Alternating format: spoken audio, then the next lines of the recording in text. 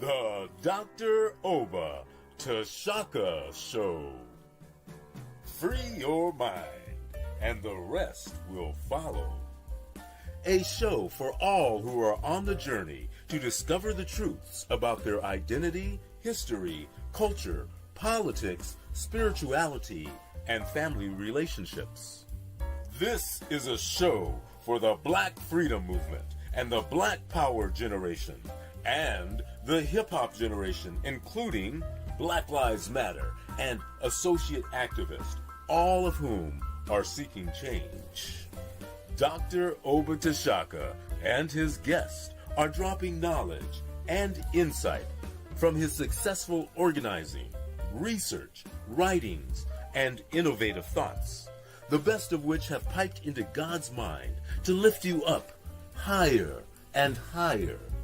To the bosses, OGs, rappers, influencers, and those looking to evolve from the constraints of misinformation and miseducation to build a foundation for personal growth, love, and mental freedom.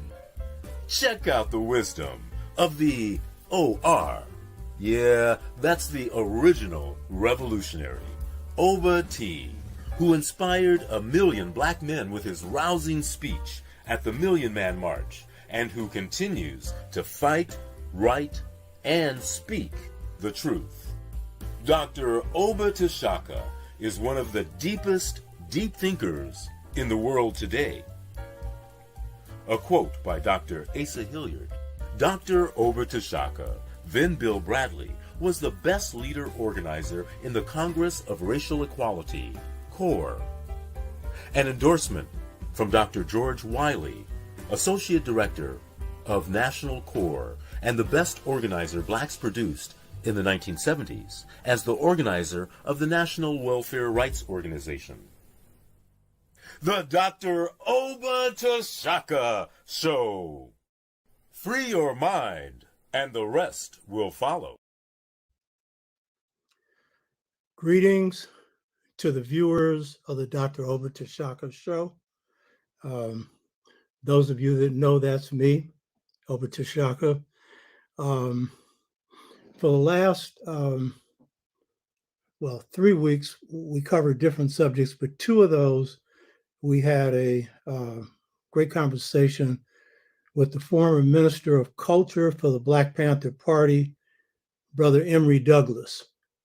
And those were very insightful discussions. And we had Emory on because he's a beautiful brother who's been through a lot and come out strong, and was in the party almost at its beginning. So he gave you a lot of insights you're not going to find in a book. The first show on the Black Panther Party covered the launching of the Black Panther Party, while the second show went into the party's growth, focusing on its programs, particularly the startup of self-defense, and then went into the various programs of the party and went into the serious hit that the party took from the FBI through COINTELPRO, meaning counterintelligence program, that took out a lot of our leaders, including Malcolm and King. I faced 3 myself, along with 2 attempts to take jobs away from me. A lot of us in the movement faced that, in addition to low intensity operations. They came later. The party, I don't think, got hit as heavy with that. They got mainly the COINTELPRO stuff. So these 2 shows were for the purpose of honoring the contribution of the Black Panther Party and also learning lessons from them. And you couldn't cover the whole thing in 2 shows, but we went into some essential aspects. And I really appreciate our brother Emory Douglas for his honesty and for his integrity. And towards the end of the month, we'll be featuring a show exclusively dealing with Emory Douglas's paintings. And this will be a series of PowerPoints where he's going to go through his art, because he's a revolutionary artist. So the part of the historical legacy of the Black Panther Party that's important is that it provides a legacy of resistance and a legacy that we can learn from. And the party confirmed Malcolm's prediction that the youth didn't care about the odds. He also said the youth didn't have any fear. And I think those were definitely affirmed by the Black Panther Party. So we salute them. And you're going to see that it's also a part of storehouse of knowledge that we're going to be using, along with other deep dives into the party and other groups in the subject that we're going to be dealing with today, that addresses shaping leaders and organizers to a professional level. But before getting into today's show, I wanted to comment on an important news item that came out of the House of Representatives hearings dealing with the January 6th insurrection at Capitol Hill. This was a particularly insightful hearing. Now, whether anything's going to come of it is a whole nother story, because blacks steal a toothpick and we get jailed for 20 years. And here you had people trying to steal an election under the guise of stop the steal, which is typical of American hypocrisy. They're usually about the opposite of what they say. And then you're going to see through what came through the House of Representatives analysis and others that are going to come up, that this was a seriously planned insurrection on the part of a serious hardcore connected to Trump. So in the hearings viewed on mainstream television and on C-SPAN, you had testimony in this first set of hearings on testimony coming from a woman, a white woman, who is an officer, Capitol Hill police officer, who suffered a brain concussion trying to hold back a group of right-wing forces that had them outnumbered. And you also heard and saw from the testimony and the film of a British filmmaker.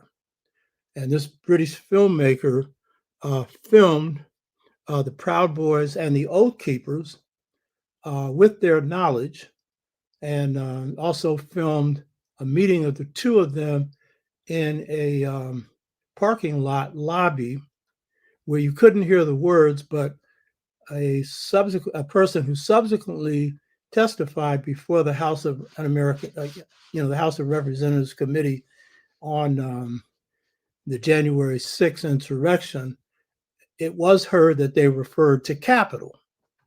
And the fact that these two were meeting is significant because it was the meeting of the head of the Oath Keepers and the Proud Boys, two serious paramilitary street groups that get into the streets and bust heads and are now getting into the Republican Party and trying to influence its direction, which the right wing has already done in both parties.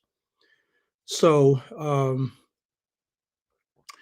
the three past shows on this show has gone into the January 6th insurrection and cast it in the light of the second post-Reconstruction, and noted that the second post-Reconstruction began in 1968 when Nixon was elected to office, and it represented the period where the government and other forces in this country would move to roll back the gains made by blacks during the second Reconstruction that formally opens with the Montgomery bus boycott.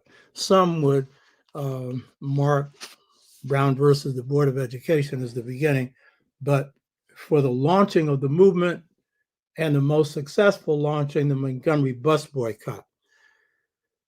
So, in viewing this in the light of the second post-Reconstruction, where we've now witnessed the rolling back of voter rights, where the essential enforcement provisions have been rolled back, which required that Southern states report on the handling of voter rights. And once Roberts' court said they no longer needed to do that, then we see now with the Stop the Steal motion that's coming from Trump, a rolling back even before that on voter rights, and then with the Stop the Steal movement, in which it's the real steal is Trump moving to steal the current elections for the House of Representatives and the Senate, but particularly to steal back the presidency. And this is the real steal that is going on. And so a number of legislatures at the state level have passed voter restriction laws that have had to have had an effect on the Black vote count. And it's going to make it even more difficult as time goes on.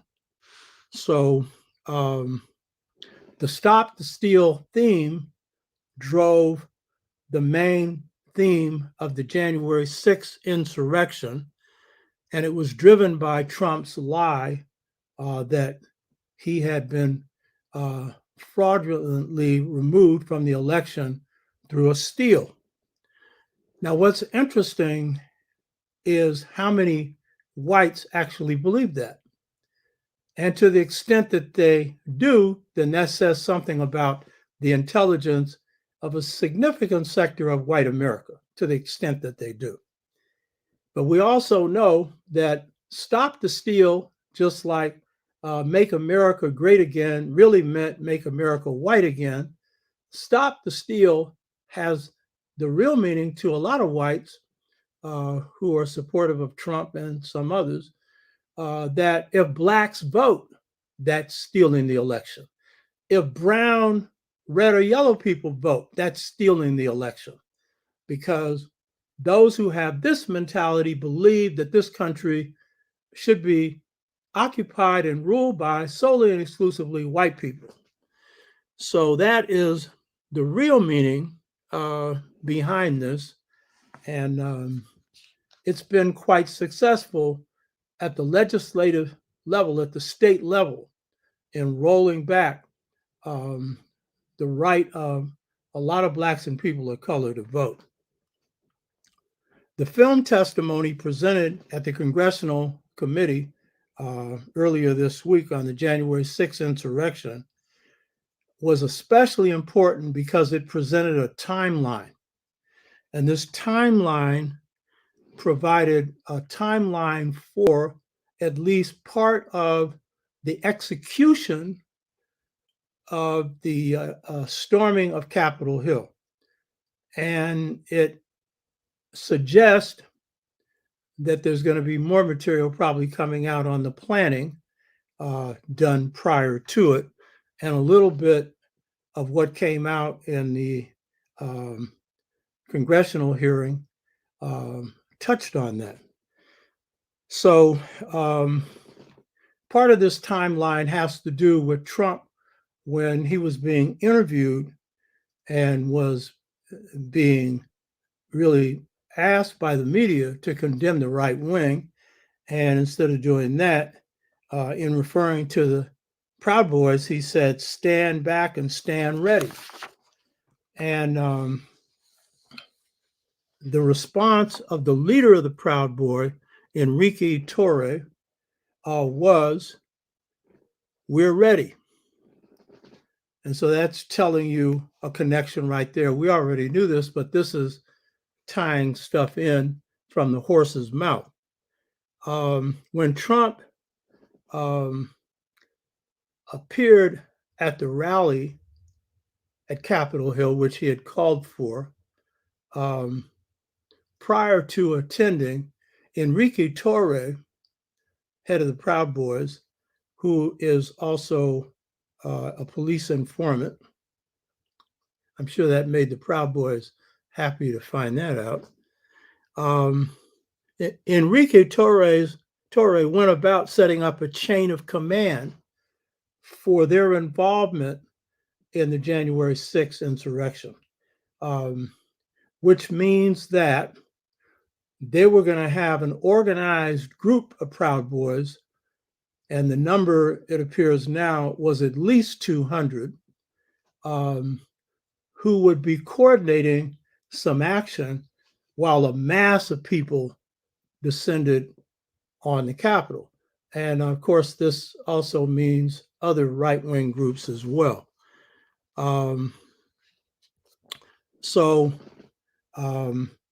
This British filmmaker recorded a meeting of the Proud Boys and Oath Keepers in a garage near the Capitol. He couldn't hear what they were saying, but someone heard, someone else that has testified before Congress heard reference to the Capitol in that meeting. And this was the day of the demonstration, the September 6th demonstration. This British filmmaker accompanied the Proud Boys. They wanted to be filmed because, see, they're using this to build their mass base. Of course, this is also going to put a few of them in jail.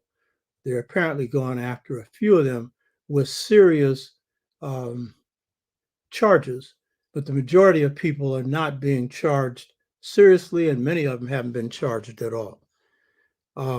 So when this filmmaker is accompanying the Proud Boys to what he thinks is going to be the rally where Trump speaks, they're not going to the rally. They're going directly to Capitol Hill. This is even before Trump made his speech. And of course, before the masses of people descended on the Capitol. They're going there to do reconnaissance, to see how many guards are there, to see the weak points, you know?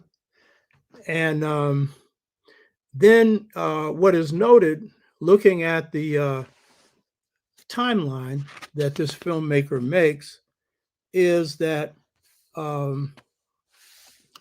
one, Trump himself, when he gives his speech, tells the people to descend on the Capitol. He says a lot of other things, but that's essentially what he was telling them, to stop the steal. He also promised that he would be there.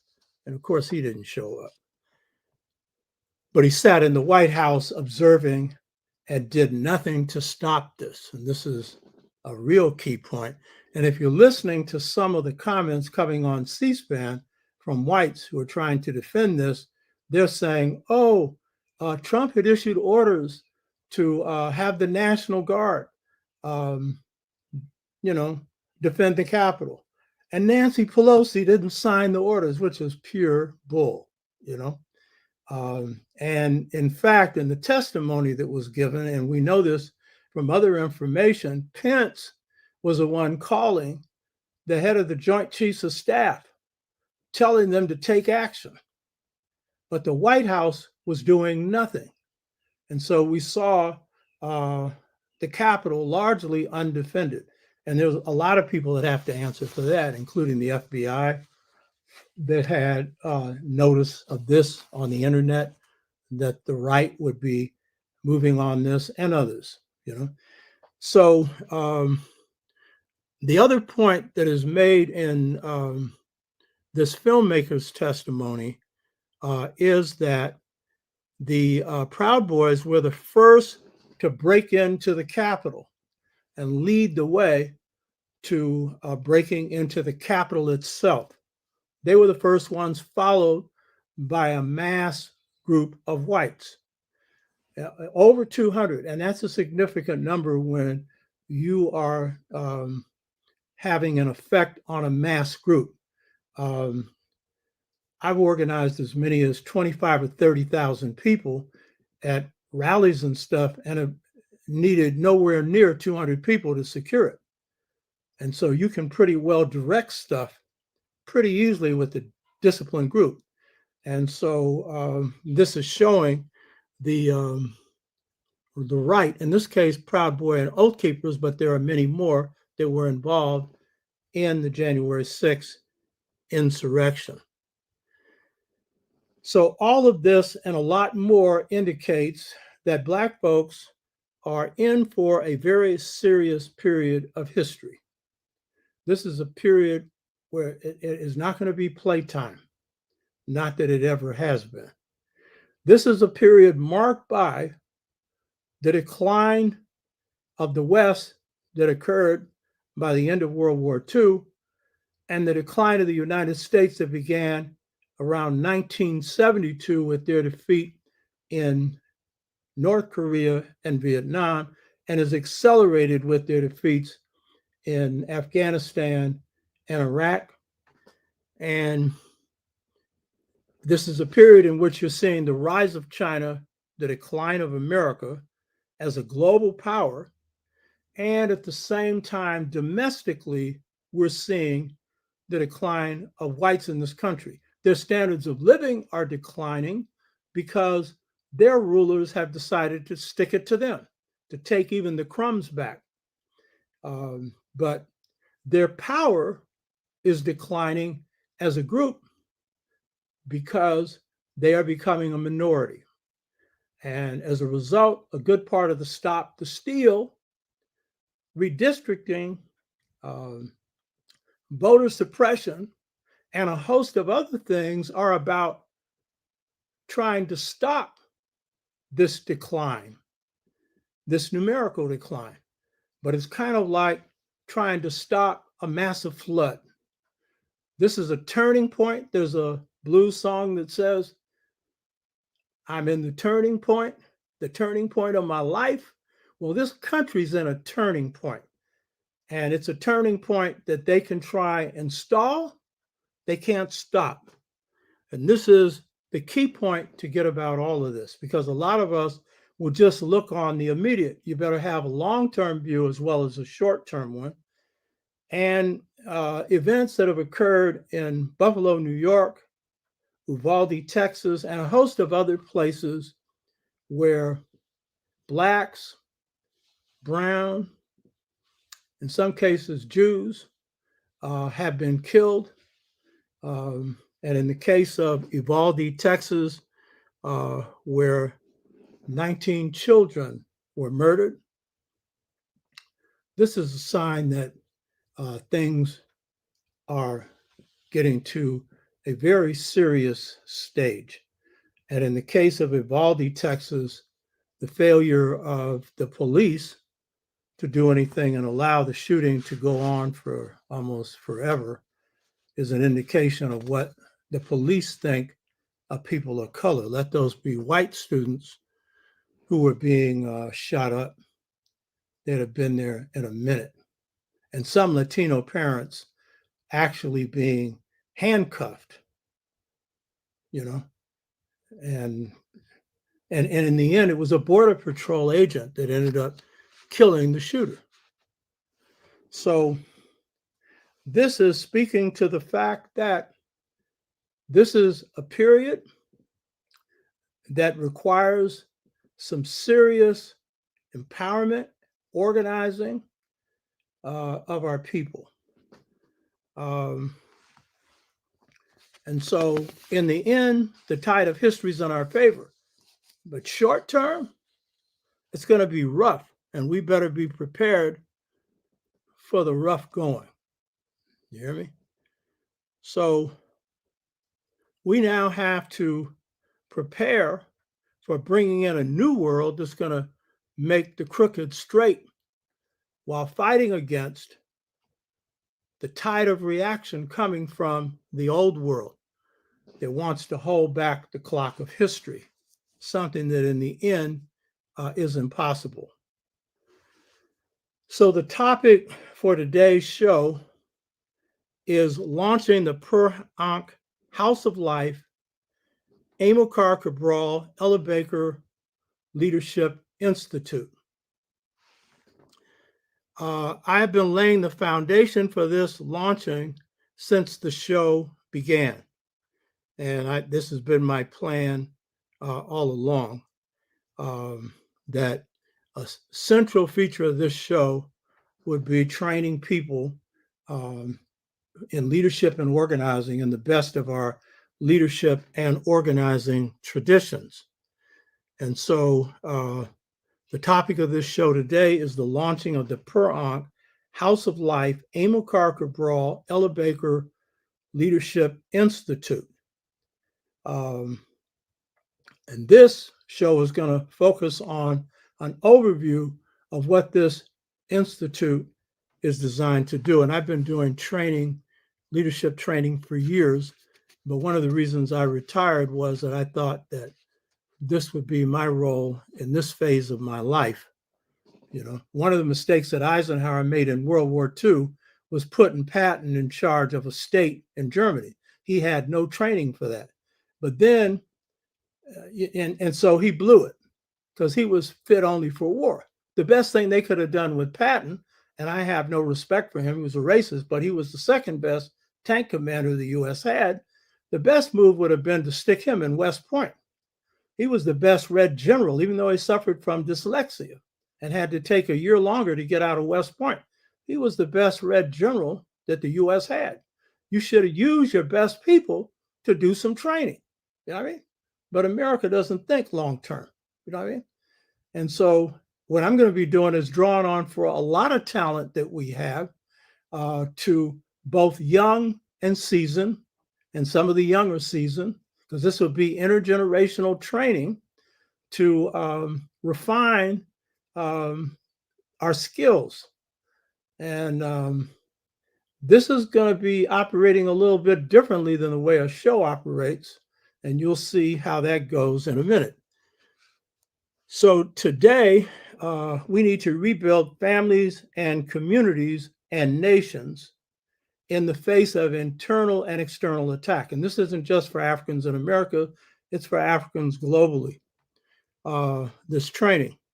So this requires that we need both short-term and long-term planning for rebuilding our families, communities, and nations that are designed to prepare us for empowerment and to move from unjust systems to justice. So the Per Ankh, Amilcar Cabral Ella Baker, and Per Ankh means House of Life Leadership Institute has been the missing ingredient lacking in our liberation movements. Even though there have been some efforts in the Black Freedom Movement, you had the Highlander Leadership Academy run by whites, but they allowed Blacks to come in and do some leadership training, and that helps set off, or at least prepare the spark plug for the Montgomery bus boycott, Rosa Parks, though she had been doing that for years inside the NAACP. But most of our organizing and leadership training has occurred in the field, which is the best classroom, and through us learning from masters. But we also need to systematize this.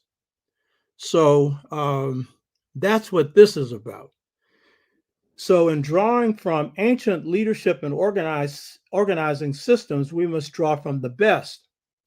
And so the two best when it comes to history that I'm going to be drawing from is the leadership system established in ancient Kemet, that is the Per Ankh House of Life University system. It was their highest educational system in ancient Kemet.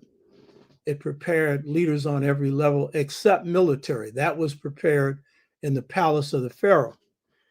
And then the second overriding leadership and organizing system we'll be drawing from is the one that comes out of the hunter-gatherer societies that I've covered extensively on this show, and the classless age grade societies that operated without kings or queens and are the oldest of the agrarian societies.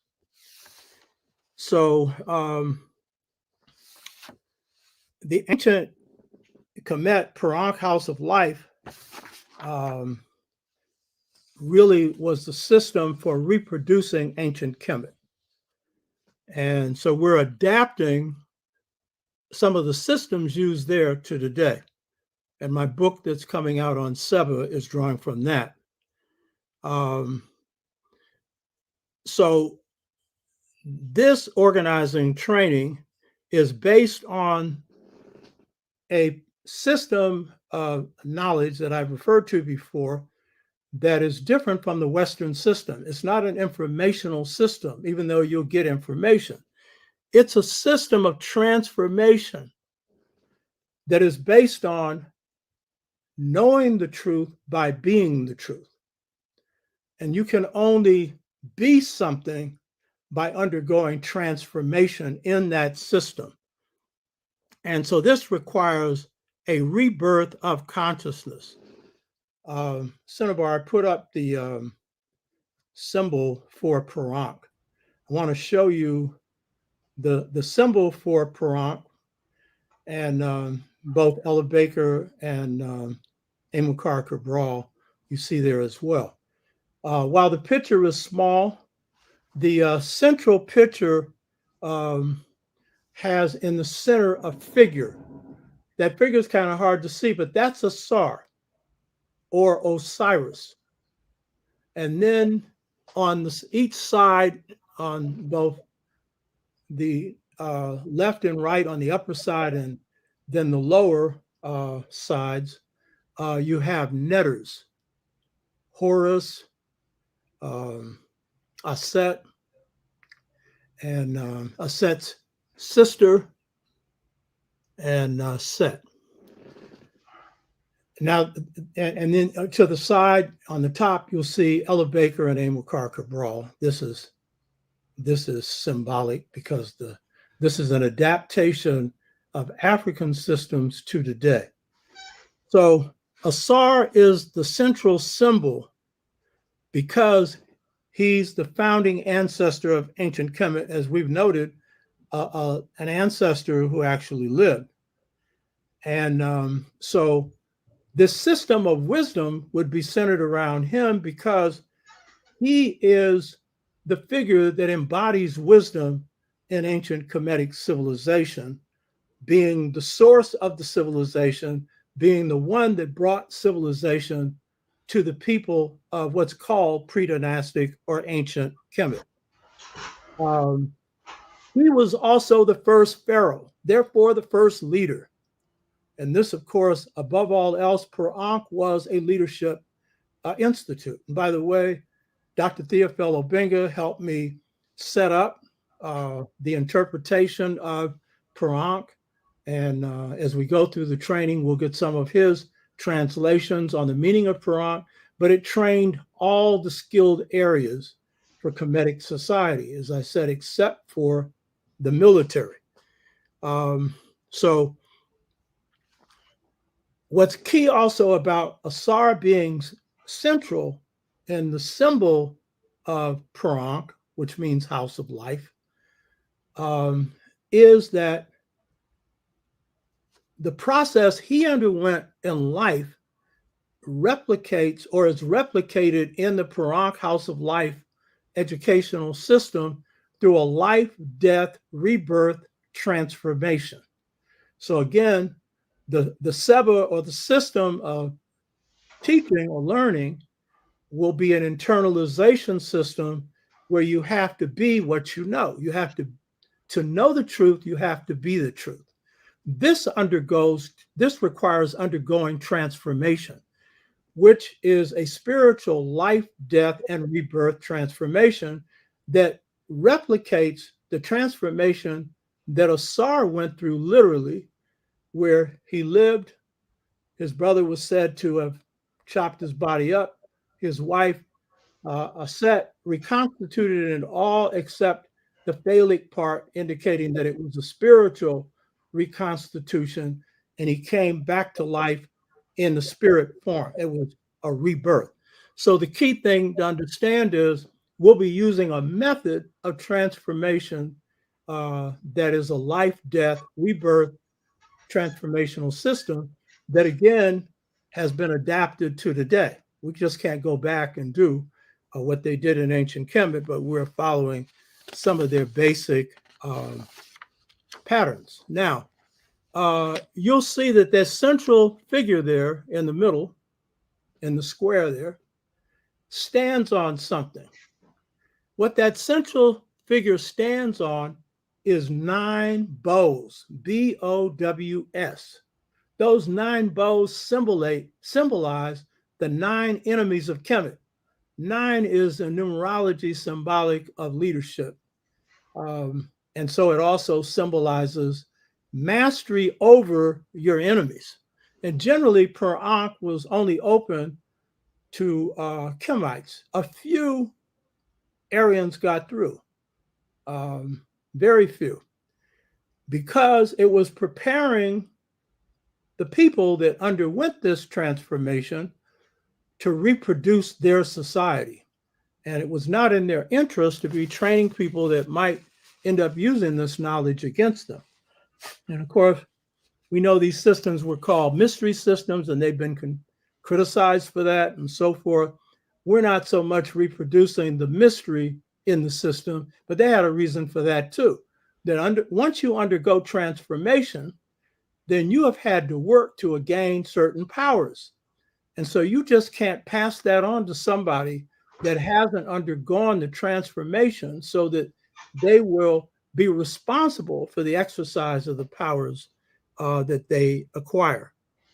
So one of the ways that we're adapting this per Ankh, Amilcar Cabral, Ella Baker Leadership Institute and Organizers Academy is through the 6-fold stages to mental freedom.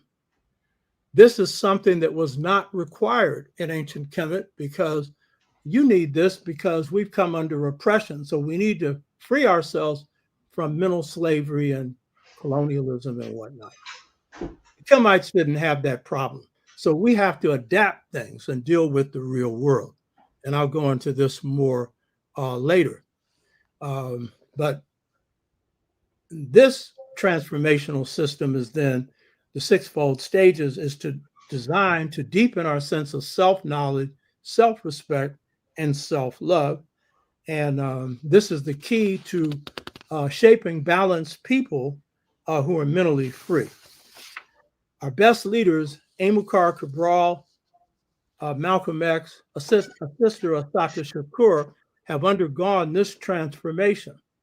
And that's why they could be as effective as they were and manifest love for their people at every stage and not be caught into the mud of oppression and end up backpedaling on their beliefs. So the picture of Ella Baker and Amilcar Cabral symbolizes the fact that this is a leadership / organizing training institute that will be adapting our systems to modern day realities. And the second system we draw on heavily is the hunter-gatherer and classless age grade society systems. And it's interesting that Amilcar Cabral, when he studied the social structure, how the people of Guinea-Bissau were organized, he observed that the most revolutionary group among the ethnic groups of Guinea-Bissau were those without kings and queens. They had a more direct rule by the people, mediated by elders. But the elders were listened to. The people had the final say-so. So these were the people that were the first to embrace the armed struggle. And Ella Baker drew from this same Chua-based hunter-gatherer and classless age-grade society system where the people are the leaders. And so this is the best format for organizing today, where Black communities have been heavily attacked and no single leader can really solve the problems. And if you had a movement any more centered on a singular leader, we already know what's going to happen to them. They're going to be eliminated, but they're not going to have all the answers anyway. So this is the system that we are adapting. Senavar, you can take that down now. And so this isn't just going back to the past. This is drawing from the best of our past to apply it to today and tomorrow.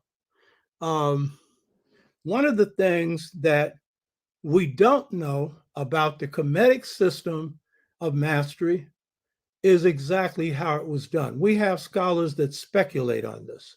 Swallow Deloops, in his book, Sacred Science. There are a number of writers who have speculated on the educational method used by the ancient Kemites. We don't know it. And this civilization is no longer alive today, so we can draw from it. We can draw from models, but not at that level. And so, fortunately for us, Africa shares in a cultural unity. The agreements around African cultural traditions and the practices are more common than they are different. And this is one reason why we could recreate a new African culture here, and why in the Caribbean they could continue it even when they were made up of people coming from different ethnic groups, Asante, Dahomean, Yoruba, and so forth. And so you've heard me refer to the Dogon system of mastery in this show before. The system for training leaders and just the system for producing masters in general is being centered on the Dogon system of mastery that has 4 degrees.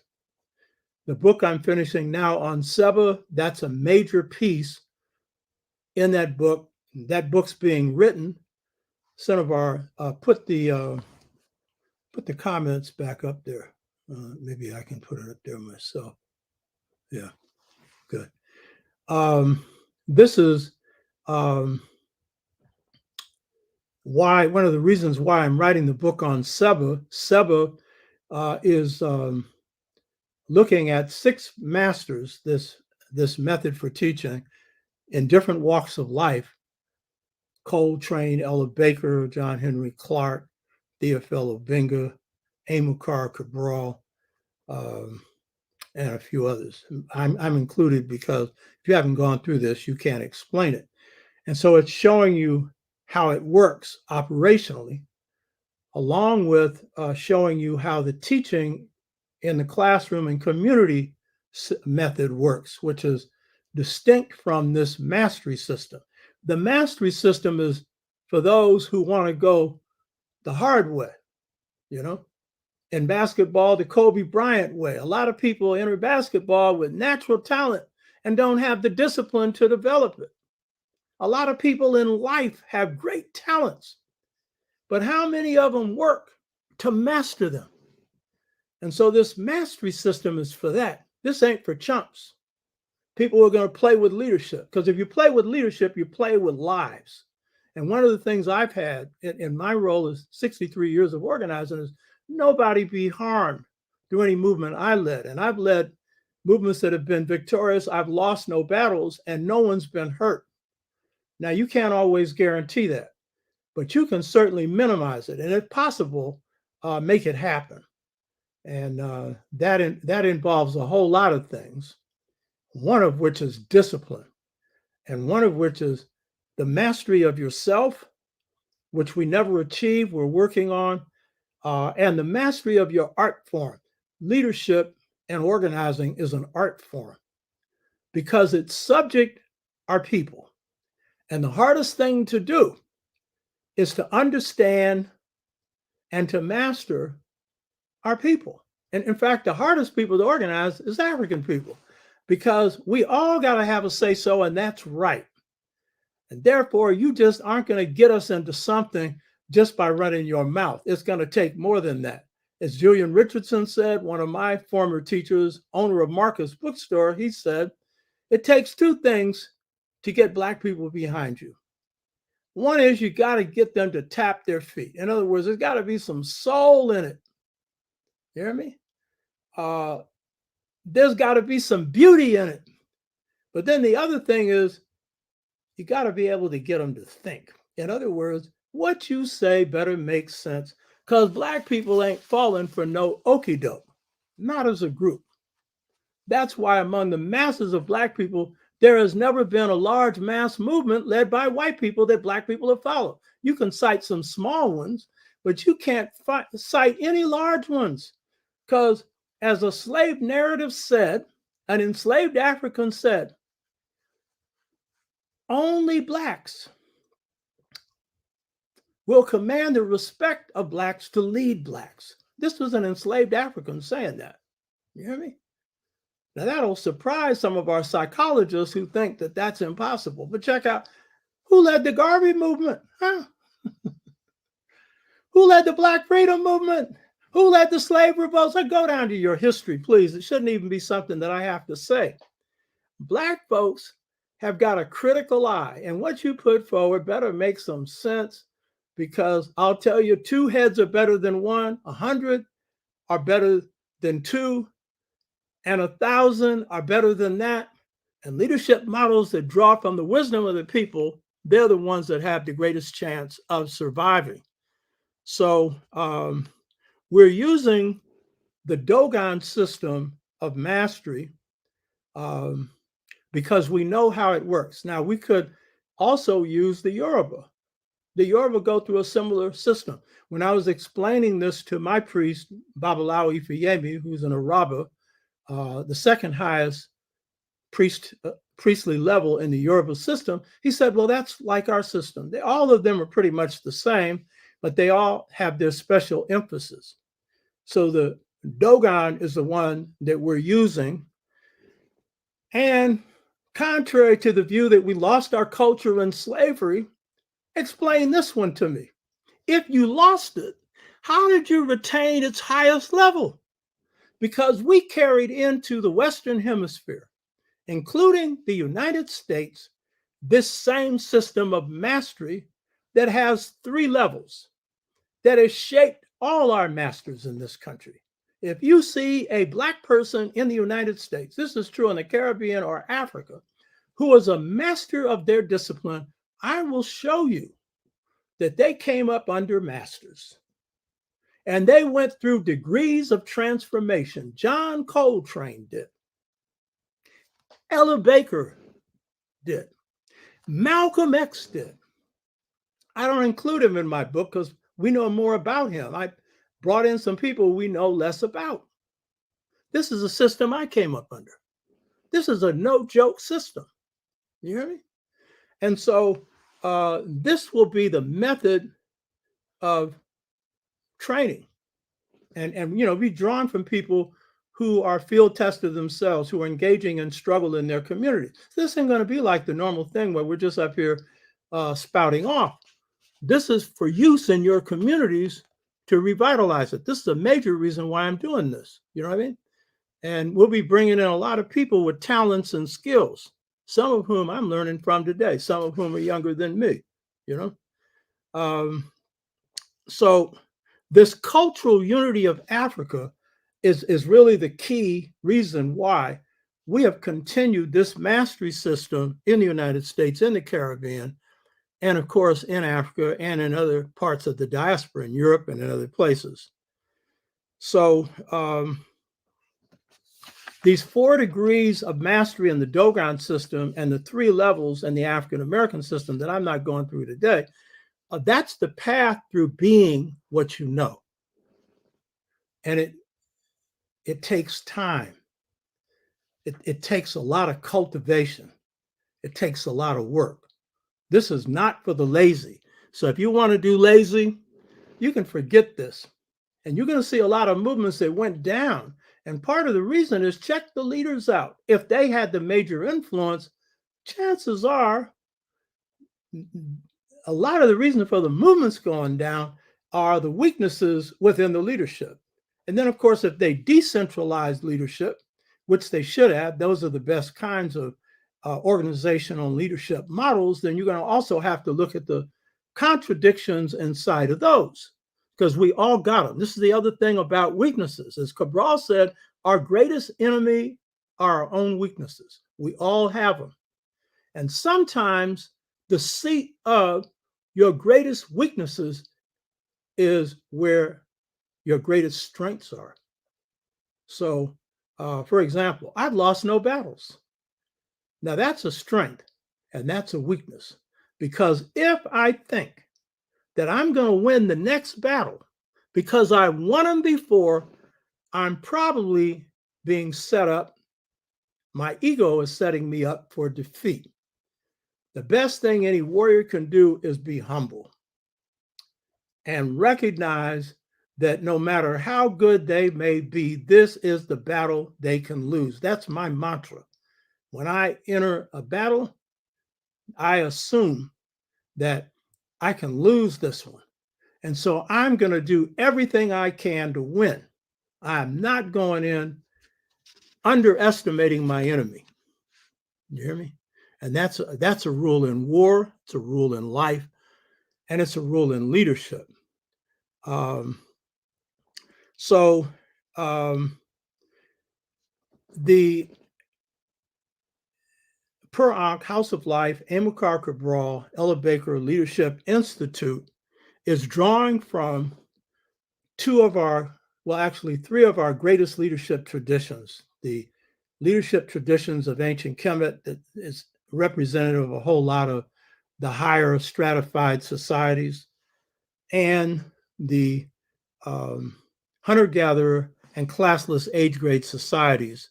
And I really want to stress both of these traditions were carried into this country, but the one that has proven to be most useful has been the hunter-gatherer, classless age grade society traditions that Ella Baker was raised in. And I don't know how conscious she was of the fact that these traditions go back to those societies, but she was certainly conscious of the fact that they were central to how her community was run in North Carolina. And it was therefore the basis for her leadership philosophy that she carried on in her organizing, sometimes successfully and SNCC, and sometimes beating her head up against the wall inside the NAACP. So Amilcar Cabral is a central figure and model in this leadership/training system because he embodied certain qualities. One, he had undergone transformation from assimilation, identifying himself as a Portuguese, to Africanization, to African identity. And then he had undergone a transformation from African identity to revolutionary African identity. And he did it by drawing from the deepest well of African culture, because some of us think when we hit revolutionary consciousness, that means we have to swim in the water of Marxism or something else. And that is not the case. In fact, we had societies that could be called revolutionary that operated for over 100,000 years without any homeless people, without any jails, without any poverty, without the oppression of women or children or elders, you know? Now that's about as revolutionary as it gets. But has the West studied them? No, Marx doesn't know squat about them. You hear me? And I tell you, I'm not anti-Marxist, you know? The Marxists want to overthrow the government? Fine, I'm not opposed to it. But a major failure of Marxism is that it rests solidly on just a European cultural foundation with a little bit on the side coming from somewhere else. Morgan's study of the Iroquois that comes through Engels, who influenced Marx a little bit in the state and the family and private property. But for the most part, Marx never even questioned the bankruptcy of the patriarchal family system. And Western revolutions have gone ahead without seeing the need to restructure that. And so women have ended up being oppressed both under the colonial, or in the case of the Russian system, the Tsarist system, or in China, what had been the emperor system. Even though Mao in his early stage favored women and did some things to advance them, still, they're not basically questioning that. China, 1,400,000,000 people, is ruled almost exclusively by men. And of course, that's a part of their Confucian culture. But that's going to give them trouble, because that means that half your wisdom is gone. You understand? And I'm not suggesting that the Chinese have to adopt our model, even though the first Chinese were black. Anu, Ainu. And the first two dynasties were black. Shang and Hsia, or Hsia and Shang. These were the first dynasties. And the yin-yang philosophy, the male-female philosophy, comes out of that framework of thinking.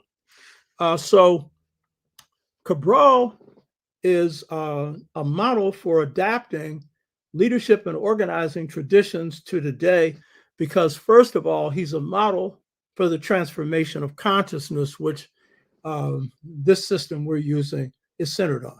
He went through the sixfold stages to mental freedom. Cabral also was an effective leader because as he woke up, his mind was then free to express his full creativity. And this is the whole point of the sixfold stages to mental freedom. It enables you to go to the highest levels of creativity that your gifts allow you to achieve, not to be someone else, to be yourself. And so Cabral demonstrated that. And he was a person with exceptional gifts, extremely brilliant, an excellent student, so that he could excel in this Western system. He did that with great ease. And a person of outstanding character. That was instilled in him, in his culture. And it was developed as he underwent transformations of consciousness. Cabral was an agronomist, a skill really needed in Africa and in much of the world of color, where the foundation of the economy is agricultural. And he was commissioned by the Portuguese after he had graduated from agronomy school, in which almost all the entering students had flunked, and he graduated near the top of his class. Cabral had a dual side to him. There was the revolutionary. His commitment was to go back to his country and aid in their liberation from Portuguese colonialism. He had learned a lot from his father, who was an anti-colonialist. He was not a revolutionary, but he was a progressive, and he was anti the Portuguese and their colonial policies. And a lot of Cabral, in terms of his orientation and everything else, came from his father. And then from his mother, he learned discipline, hard work. This is a woman who, for the most part, had to raise Cabral on her own. And Cabral also demonstrated high respect for women. So Cabral had another quality, and it was to appear one way while being another. And so the Portuguese didn't really see what they were dealing with, because here was one of their best colonial students who had graduated the near top of his agronomy class, and they figured, oh, we can use this guy, because they had never done an agricultural survey. And, you know, they want to do an agricultural survey to further exploit the country. And so Cabral was commissioned to do this agricultural survey. And this is a good example of what a good organizer does. Even when you got a backward job, you know what I mean? Turn it to your advantage. If you're one of these guards, you know, who are doing security work, take a book with you and read it. You know what I mean? Or if you got spare time, do some work for the struggle. You know what I mean? Or if you got skills from that job, make sure that they're translated to your community. And so what did Cabral do? He went and did a thorough agrarian study with his wife. His first wife was white, and she had graduated in part from agronomy school because Cabral helped her. His second wife would be African. And so Cabral would go into the villages throughout Guinea-Bissau and do a study of their social structure, their culture, and their class structure. What did he succeed in doing? He came up with the best analysis of social structure done by any revolutionary or sociologist in the 20th century. In his case, the best for his country. I've seen no analysis equal to it. Lerone Bennett has done the best analysis on the Black establishment in his book, Negro Mood. I've referred to it before. And that's outstanding. And W.B. Du Bois's Philadelphia Negro is an outstanding analysis of the Black community of Philadelphia. It is considered to be the best piece of sociology done by a sociologist in the 20th century. Good works. Cabral's, though, is the most insightful and also the most practical, because while he was studying agriculture and he did the detailed survey and everything else, his real purpose was to study how these different ethnic groups, sometimes called tribes, were organized. Who ran them? What were their values? If you were going to organize them, how would you approach them? You hear me? And he went throughout the country making this analysis so that when he begins to gather up organizers and train them in Guinea, because a number of them get killed because he makes the mistake of trying to do a peaceful struggle. At that point, he was following the example of Kwame Nkrumah. And there was nothing wrong with that, because Nkrumah had succeeded in getting the independence of Ghana largely peacefully. And if you could get it that way, that would be the best way. The shedding of virtually no blood, but it didn't work. The Portuguese did not fight in World War II.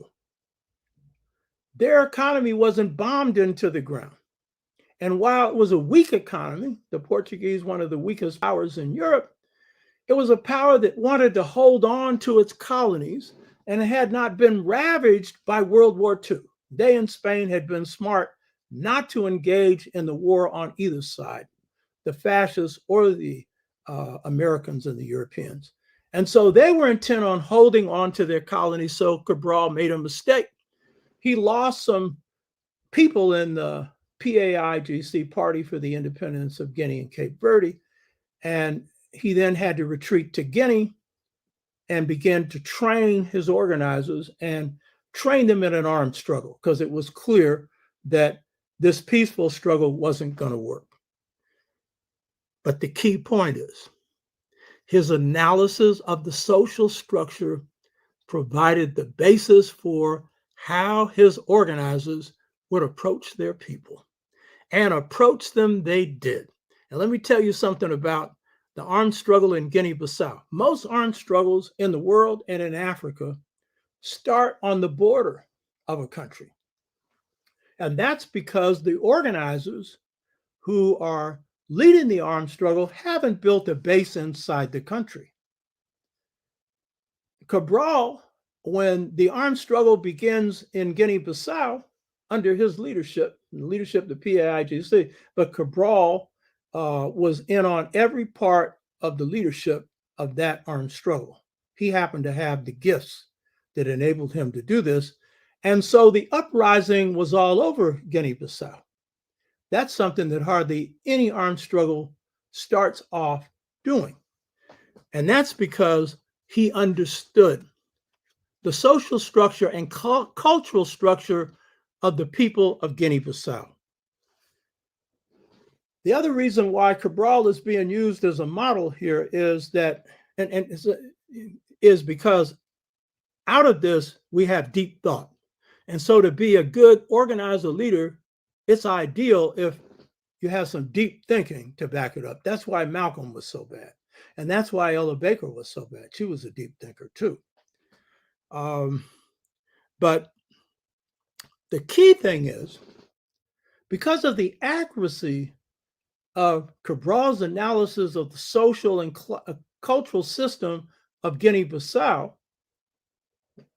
he was able to win the liberation struggle with a minimum of casualties on his side and a maximum of casualties on the side of his opponent, meaning the Portuguese. And he did it with humane policies. His policy was not to kill women, not to kill children, not to kill elders, and of course, unless they're generals or something. Now, the Portuguese didn't observe the same thing. So you can argue, well, that was a mistake. You don't give up your humanity to win. You don't have to. You can overpower your enemy and still maintain your humanity. And Cabral demonstrated that. So Cabral has the best record in the 20th century. And mind you, I wear this goatee because of Malcolm. Malcolm was my second master. Garvey was my first.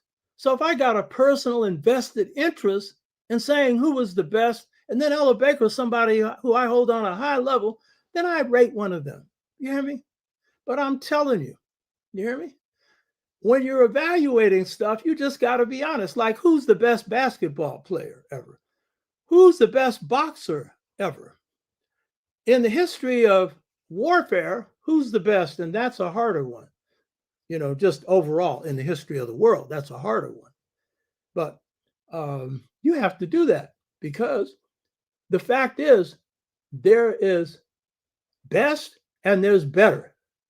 And then there's bestest. That kind of equates with Satchel Paige's pitching, you know, which was fast, faster, and fastest. He was an innovator of pitching. By the way, I used to pitch. I wasn't no major league thing. You know, I had no major league skills, but I pitched 3 shutouts and no hitters in one season. And they pulled me out of one of my games. Who in the hell pulls a pitcher out of a shutout and no hitter? Understand? But Satchel Paige was so good as a pitcher that he invented pitches. And he was so good that when he was pitching against Josh Gibson, who was the best hitter baseball's ever seen, better than Babe Ruth by miles, he'd pull his whole outfield out and often strike him out. That's a master. So I know some of you object and say, because I've saw a few comments, oh, you can't say he's better than Malcolm, blah, blah, blah. I'm going on records, brother. Records, sisters. And I'm telling you, Cabral has the best record combined as an organizer, military leader and strategist, original thinker, and he rates high among many of the great leaders in the world, not just African, like Ho Chi Minh, a person of great character. Ho Chi Minh had a great character. You could put all his possessions in a duffel bag. He cared only about the freedom of his people. You hear me? But to be the best in the world, that's something. And you can say, it was a small struggle. Size ain't got nothing to do with it. It's the quality, baby. And as a warrior in battle, I can tell you some of the roughest battles I've had have been with some of the weakest opponents. So don't think that strength is the big deal, you know. Determination can outweigh strength a lot of times when you're going up against an opponent. Ella Baker is the second person that the Perranc House of Life, Amilcar Cabral, Ella Baker Leadership Organizer Institute is based on, because she was one of the 2 best leaders / organizers of the 1960s, the other being Malcolm X. And it's very hard to rate one above the other because each one mastered something different. Malcolm mastered the highly disciplined organization. Unfortunately, he didn't have enough time to build one of his own before he was cut down. We've covered that in the discussions on Malcolm's assassination with Baba Zak Kondo. But he created the best disciplined system or organization in Black history in the United States. And of course, he was a great thinker, student of history, a great thinker. Ella Baker, the reason that we select her as the model for organizing in the Perranc system as a very important model, is the quality of organizing that she did. It's often not recognized that Ella Baker was the National Director of Organization for the NAACP. And what did that mean in the 40s, 50s? What it meant was she traveled across the South, very dangerous exercise, and organized NAACP chapters at the grassroots level and really built the mass base of the NAACP. She had problems with the national office because they wanted a top-down organization, and she wanted to encourage initiative at the local level. She wasn't able to put her system in. It wasn't going to happen because the NAACP is a part of the Black establishment, and the Black establishment is about controlling Black people. So they ain't going to have a grassroots-centered movement where the grassroots is determining what it's going to do. Their funders ain't going to like it, and they're not. But the key point is Ella built up a mass base, and that mass base is one of the largest mass bases that have been built by any Black organizer in the history of this country. And she derived from it key contacts all over the South. SNCC would not have been the organization it was without Ella's contacts. SNCC wouldn't have been an organization without Ella Baker, since she called the Shaw University Conference where SNCC was formed. And she encouraged them to pursue the style of leadership she also favored, but the students favored group-centered leadership. So that was Ella's best period. Miss Baker's best period was working with SNCC because she could see a lot of her dreams come to fruition. And she was the master for the students and the Student Nonviolent Coordinating Committee, and they couldn't have a better master. So as I said already, I don't know if she knew that she was drawing from the hunter-gatherer, classless, age grade leadership traditions coming out of Africa, where at the hunter-gatherer systems, all the people are empowered, both male and female, to make decisions. There are no leaders per se. Though in an activity, if a hunter happens to be the best hunter, then that person is given the best respect or the highest respect when it comes to making decisions on the hunt, but it's the group's decision. And in the classless age grade societies, these are societies organized according to ages. Then as people pass from one age to the other, they pass through different responsibilities, or in societies that didn't have age grade societies, village democracies. In either case, all the males and females made the decisions. And that is essentially the system that Ella Baker was exposed to in North Carolina. And that was her favored leadership / organizing model. And it was centered on her belief that the people have the wisdom to lead themselves. And so SNCC was encouraged to be an organization that helped develop the local leadership on the ground. And it is that system of leadership and organizing that is best suited for today, when communities, including extended family communities, families are in a state of breakdown, and where there are powerful forces that have hit our communities, and where single leaders cannot really address those problems. And that's really why Black Lives Matter emerged using group-centered leadership. They had studied it, but the conditions required it. And then they used the computer and everything else, texting and whatnot, to network with various groupings. And this is the style of leadership most appropriate today, rather than single charismatic leadership. Charisma has its role. Charisma is to fire people up, to, give them a sense of a purpose, but you can't build a movement or an organization around charisma. or around any single person. It's not going to work. And no single person is going to have the answers. And some single people seem to get entrapped by power. And the iron law of oligarchy sets in, where the more successful an organization becomes, the more conservative it becomes. So all the more reason that you got to spread leadership out. One of the good qualities of King is that didn't happen to him.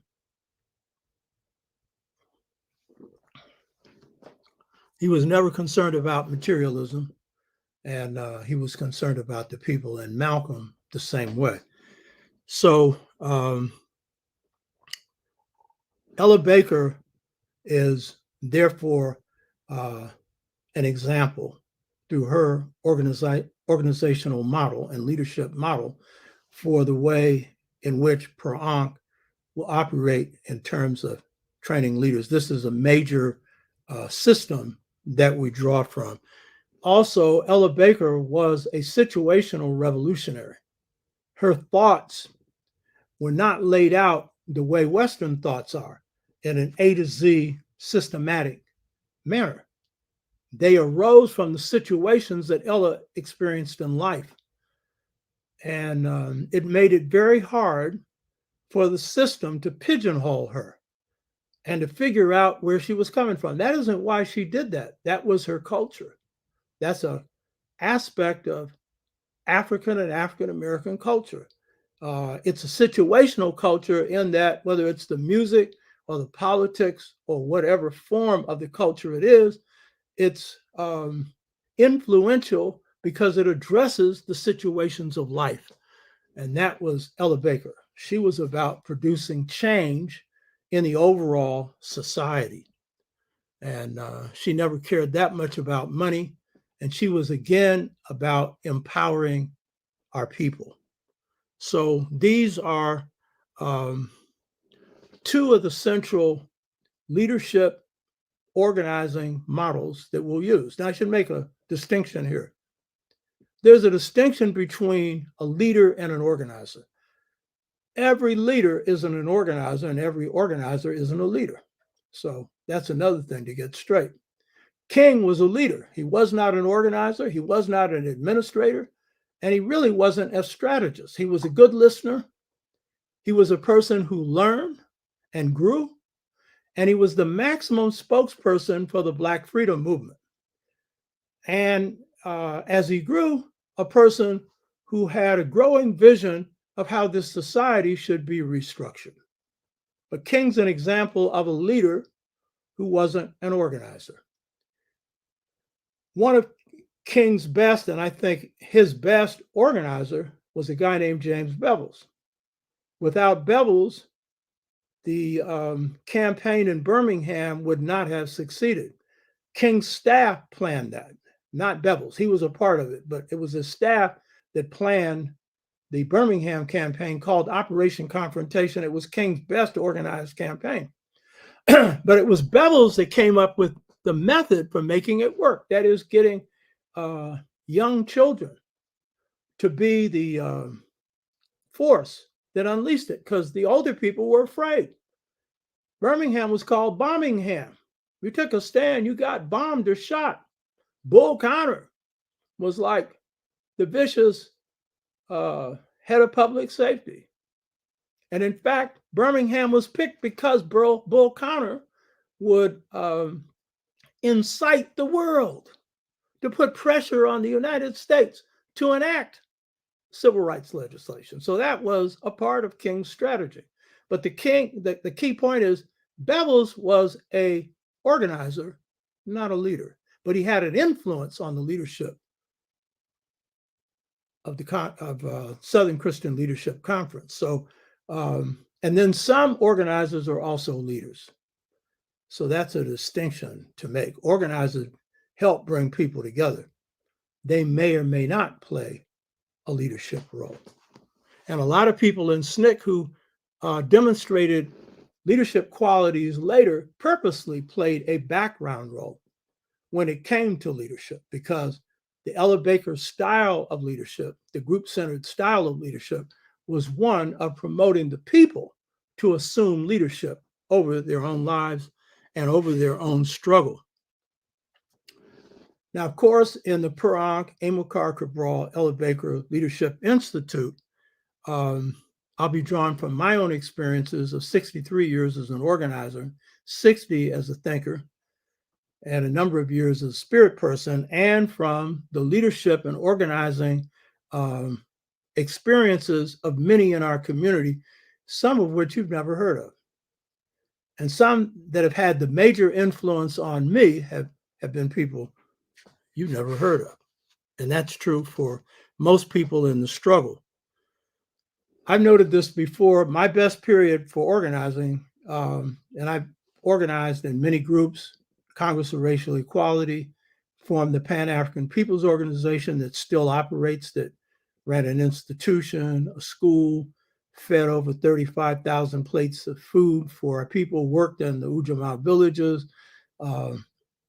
did major work around African Liberation Day, having the largest African Liberation Days, which were days in which Black people gathered in this country in May, some still do, to provide material support for armed struggles in Africa. And after the first launching of African Liberation Day in Washington, D.C., the largest African Liberation Days were held in San Francisco and then Oakland.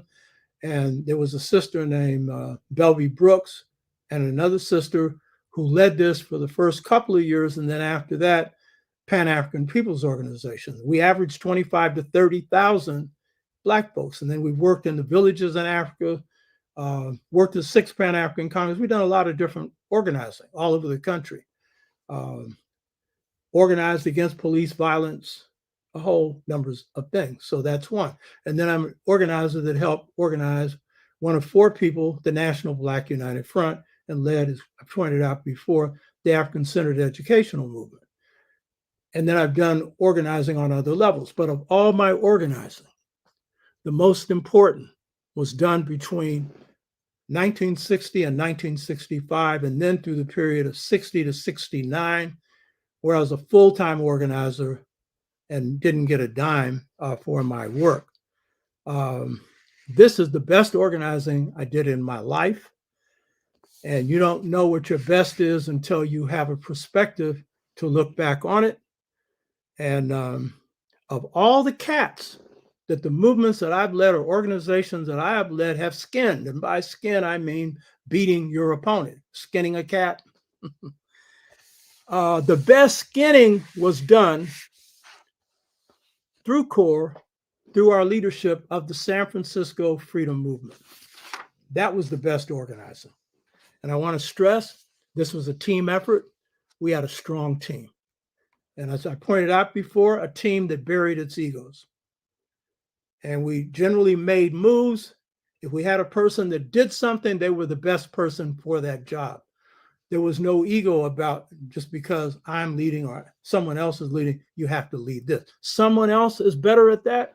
And if that someone else isn't in your own organization, then whoever it is, Will Ussery, who was chair of CORE before me, pointed this quality out.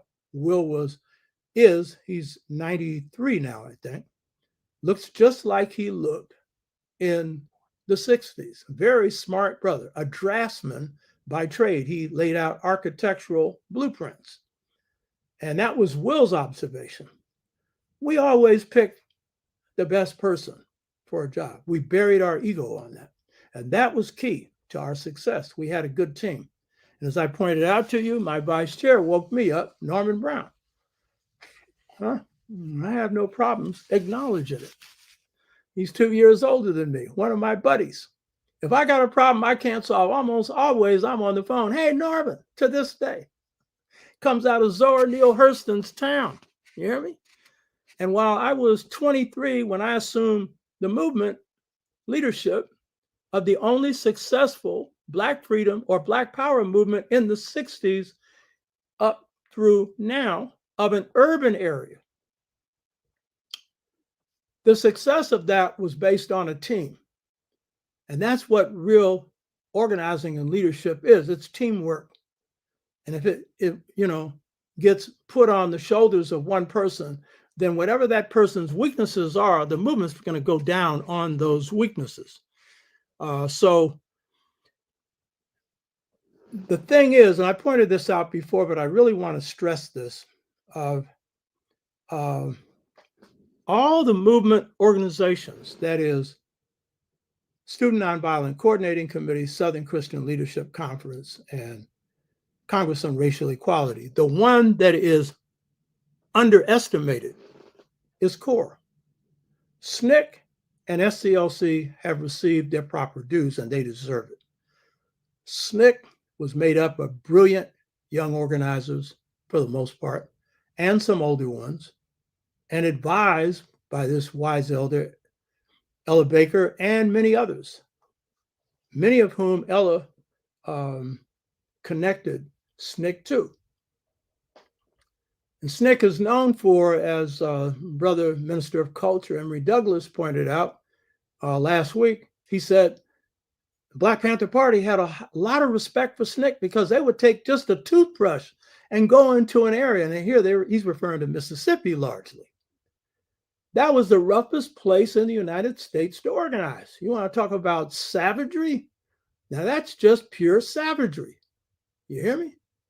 SNCC deserves the credits they've received. They deserve it. They were brilliant in their organizing, self-sacrificing, put the people first, and generally,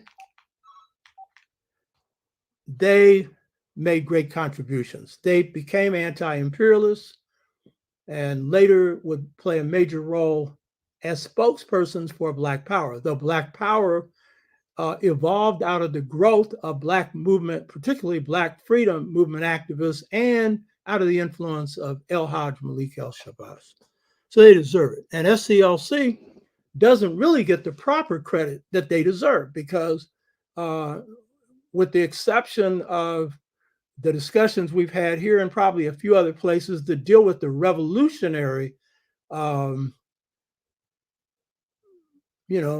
Luther King, most portrayals of King do not put him in his proper light. He was a revolutionary. After 65, he consciously embraced that. He knew what he was doing and knew where he was going. So in that sense, SCLC and particularly King doesn't get the credit that he deserves. He deserves that. You hear me? He was perceptive. He learned from his experiences. But in the case of CORE, CORE is all but ignored in its contributions. The Schomburg Center, which is the major center for housing African American art and culture in this country, now you have the African American Center in Washington, D.C. But the Schomburg is the place for the scholarly information. They have not stored information on CORE. It's like we didn't exist. You hear me? The primary contribution of CORE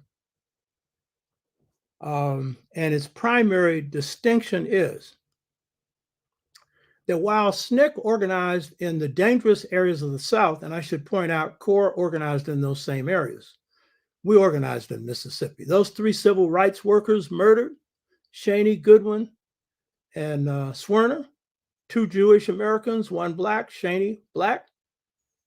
Those were CORE organizers. You understand? And we had our areas in Mississippi. SNCC had theirs. SNCC had a larger field staff in Mississippi than CORE did.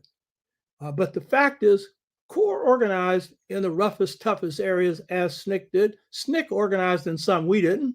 Selma, for example, we didn't. We organized in Louisiana, where you had Leander Perez, who was a Black person passing for white, a member of the Ku Klux Klan, the most powerful person in Mississippi. He had a place called Plaquemine Parish. And Plaquemine Parish, if you were put in jail there, it was surrounded by alligators out in the swamp. CORE organizers organized there. And we organized with the deacons because the deacons came out of Louisiana. You understand? So the very things you could say about SNCC, you could say about CORE, but this is the distinction. CORE organized everywhere. We didn't just organize in the South. We organized in the Midwest, the West, and the East Coast. What does that mean? It means that the most complex organizing came out of CORE. And the most complex came out of the second most complex center we organized in the urban north. The most complex was New York. CORE didn't master that. I don't know any group that has, though Garvey did a better job because he had a mass presence there. And the Nation of Islam's best mosque, Temple number 7, was in New York. But to really impact that city, that's a hard thing to do. That's the center of capitalism, the center of one of the roughest, toughest police departments in the country. And then a large Black population made up of Caribbean, continental African, Southern Blacks, and spread out all over New York City. And so there wasn't one core chapter, there were a variety of them, and the Brooklyn core chapter, I think, was the best, you know. So I don't fault them for not mastering New York. New York was one hard mother to master. But San Francisco core mastered San Francisco, and it is that organizing that is my proudest, being a part of that team, because we defeated, as I pointed out before, an entire economic power structure, and we dealt with the central issue facing urban Blacks and Southern Blacks. And that's the economic issue. The issue of jobs and the issue of Black business, these are the key ones when it comes to putting food on people's tables. And the survival programs of the Panthers was very good. Food, they were the ones that was seeing that hungry Black children got fed in a lot of Black communities and forced public schools to begin to introduce this into the public school system. And you heard Emory talk about that, how the Speaker of the Assembly said that the Panthers were feeding more Blacks than the government was, because the government don't feed nobody anyway except the rich. You hear me? Look at Clinton ending welfare. What do poor people have? They got poverty. That's all they get. And at election time, they get promises. And then they get nothing to follow that. So these programs that the Panthers instituted, our group, Pan-African People's Organization, and others have instituted, these are valuable. They had a free clothing program, so did our organization, free clothing program, you know what I mean? Medical centers where, you know, they were testing people and giving them free medical care when this country has no free medical care for people, you know? So these are great things. But if you want a Black child to have food on their table, and many go to bed hungry, their parents need a job or a business that will provide enough of an income to put a roof over their head, food on their plate, clothes on their back, and now, unfortunately, enough money to put them through college, which nobody has. So you end up in debt on that. So the thing is, we hit on the central urban issue, effectively cleaning the clocks, defeating an entire economic power structure. And so when we deal with models for leadership and organizing training, economics and jobs are going to be a part of it. If they're not, you're not addressing what the people want. That's what they want under different circumstances, because we're seeing it now with the campaigns for unionization, one of which has been successfully led by Blacks, Christian Smalls, and the Amazon victory. That's important because the jobs we need now have to be unionized and paying enough so that people can have a good living. And see, I'm revolutionary, so I don't think this is the end result. But I certainly think you need to take people out of misery as much as you possibly can. Call it reform if you want. The average person is going to call it being able to eat. And that's fundamental to any struggle. The armed struggles in Asia, in Africa and different parts of the world have been about eating, and then the distribution of wealth so that people could really eat good and have a roof over their head. So this was a major achievement of this movement, and it is the reason why I count it as the best organizing that I participated in the 60s. And then we succeeded in doing what no other movement has done. I pointed this out before. In organizing a whole community, we often think of organizing as having an organization. We don't usually think of it as mass organizing a mass base of a Black community. We organized 45,000 Black people block by block.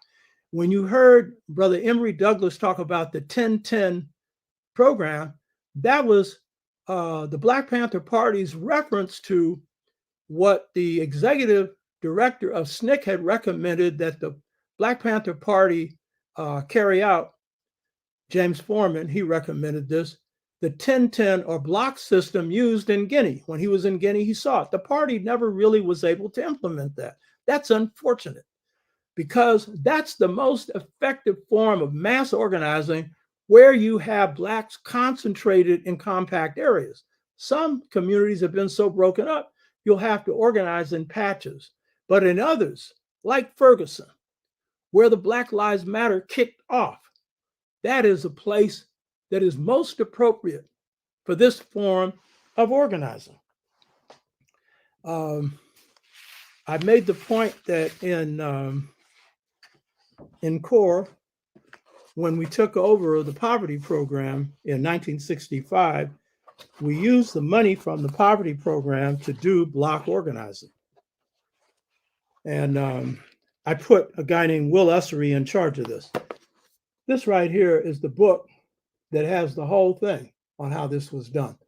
And my study is 400 square feet. And you can lay out the diagram for organizing the blocks, and it would stretch this whole study and maybe longer, because it's a system for organizing from the block to the neighborhood to the district. And that is what you call reorganizing. I pointed this out before. When Harold Washington came to office, had that system been used, Blacks would have some power in Chicago today and would have a handle on gang violence. You hear me? And had the party used this, they could have drowned a lot of FBI and CIA and the people, meaning they wouldn't be able to have enough COINTELPRO operators to run their operation when your base is all over the place. You hear me? And so this is a model that we'll be using, and hopefully I'll find some people that aren't too lazy that will actually want to do this work, because this is hard work. You want to talk about some work? Black people are always working hard for somebody else, but this is some hard work that is going to produce some stuff for your people, real power. And by the way, Black Lives Matter needs to get a hold of this, and hopefully we'll have some of them involved in this leadership training, because that's where they need to move with this, in communities that are compact enough for them to do this kind of organizing. So CORE provides that model, and that's a model that we're going to be using in the per-Ankh, Amilcar, Cabral, Ella Baker system of organizing and training. And by the way, Ella Baker liked this system. She saw this as the best system, but she never used it. And that would have been the best thing for SNCC to have done in Mississippi, is to put that system into effect. So I'm drawing from a lot of different things that I've learned from Garvey, institution building, economic development, but from CORE, mass movement building, but particularly mass community organizing, and how to put food on people's tables. You hear me? How do you do that? Another key thing about CORE that's been ignored is this. CORE had the greatest influence on Malcolm of any movement in the country. Now, he respected SNCC. He had Fannie Lou Hamer, attend one of his rallies and speak. And he was respectful of all the young people in the movement and some of the older ones. And he had more respect for King than you would gather from a lot of his statements that was conveyed to him by him through his lawyer. So Malcolm had general respect for the Black freedom movement in general. And it's why in the speech or film, Make It Plain, his brother, one of his older brothers, said, Malcolm started to sound, he's talking about Malcolm in the Nation of Islam, more like the civil rights movement than the Nation of Islam, because the Black freedom movement was influencing his thinking just as he was influencing ours. Why? Because CORE was organizing in the areas in which the Nation of Islam, and particularly Malcolm, was organizing. Very little organizing at that point in the South. So you got a lot of pictures of Malcolm on construction site demonstrations in New York. And therefore, he recruited some CORE members into his organization of Afro-American Unity. And Sonia Sanchez notes that the great poet that comes out of the Black arts movement, she notes that her first meeting with Malcolm occurred after she had left the CORE meeting, went to hear him speak. And from then on was impressed by Malcolm. So there was a two-way interaction going on there. Malcolm was always asking those of us who we called the Young Turks for advice. Just as we were looking for him for his insights and we're being influenced by him, he was being influenced by the insights coming from us.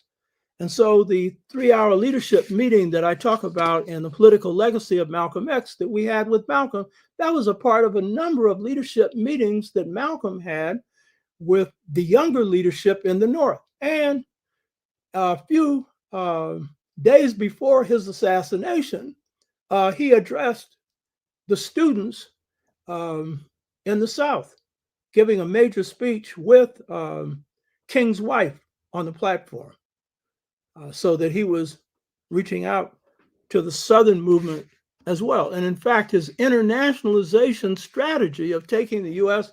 before the World Court, all of the other international bodies, the United Nations and so forth, what he was internationalizing was the Black freedom movement. That's what he was internationalizing. He was trying to join it, as he said, to raise it to a human rights movement, something that King had already concluded that the movement must do, and was very concrete in his ideas about how it should be done. So the Per Ankh House of Life, Amilcar Cabral, Ella Baker Leadership / Organizers Institute is going to draw on these as well as other models for organizing and training. So the key thing about organizing is this. You've got to address the issues that the people want addressed and the people are involved in addressing. And this is the key one. There are 3 rules to effective organizing. Guess what they are? Win, win, and win. Ask the Warriors about that. They're split in their effort to win the championship. Each has won, Boston 2, the Warriors 2. But what's the object? It's to win. And it's to win for a just cause. And a lot about winning has got to do with positioning, picking the cause that your people want. That is, your people pick it. And then having a way to win. You don't engage in a struggle if you can't win. Winning is it. So those are 3 rules of organizing. And the woe is me organizing, those are the ones that didn't win. And there's always reasons for it. But in the end, you got to win. You hear me? So as a strategist, I haven't lost any battles, but I know the next one is the one I could lose. So I don't think there's any guarantee that you're going to keep on winning. And so if you are, then you're going to have to be good at strategy, good at building power, good at addressing the needs of your people. Per Ankh is also going to be using my books, The Art of Leadership, Volume 1, and The Art of Leadership, Volume 2. Now, most people who have read The Art of Leadership have read Volume 1 and not Volume 2. Volume 2 covers COINTELPRO, low-intensity operations, and some other things. And Volume 1, a lot of stuff on group dynamics and other stuff. We're not just going to be using these books. We're going to use a lot of others, including a lot of writings on Cabral and a lot of others. There's some excellent works on Ella Baker and her own organizing strategies, tactics, and thoughts. So this is all part of what this is going to be addressing. Now, we know that the central task that we face now, and that this leadership organizing training is designed to help us to more effectively address, is the state of our families, our extended family communities, and the nations of African people around the world. And in the case of the Black family in the US and the extended family community, it's come under heavy attack. And we have all kinds of problems in the areas in which we live, death dealing problems that we have to solve. And in the Caribbean, countries like Jamaica have faced heavy attack by international forces, African countries as well, coming out of colonialism, facing neo-colonialism, and operating under the European nation state model.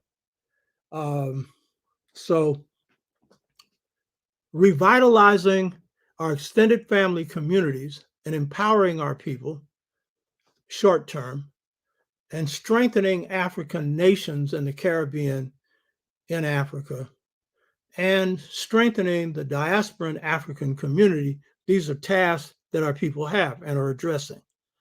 So a number of shows on this show have provided an analysis for short-term organizing through correctly assessing the central problem of understanding what we're faced with. In other words, the central problem to start off in organizing is to have the proper diagnosis of the problem. Sister Lasonda Henderson has a question here. How do you deal with handling losing internal momentum when your proposed strategy wasn't popular, but you knew it would help to win the battle? That's a good question. One of the things you should never do is democratize strategy. I'm into democracy, but it's like Muhammad Ali when he was in the fight of his life with Foreman. His coach couldn't give him the right strategy. By all estimates, he was set up for a loss. But being the master of boxing that he was and having the years of experience, no longer at his highest skill level, he came up with the appropriate strategy that almost all boxers would say you never win with, the rope-a-dope. Why? Because he figured out Foreman was so strong that he couldn't knock him out under normal circumstances. He had demonstrated he was strong enough that he couldn't be knocked out. But if it was just toe-to-toe, it wasn't going to go that way. So he had to wear him out. He came in with two strategies. The first one was to beat him up front. He saw that didn't work. And so the second one was to wear him out. And he knew Foreman had never had the experience of lasting for a full fight. He always cleaned his opponents out quick. So in the case of strategy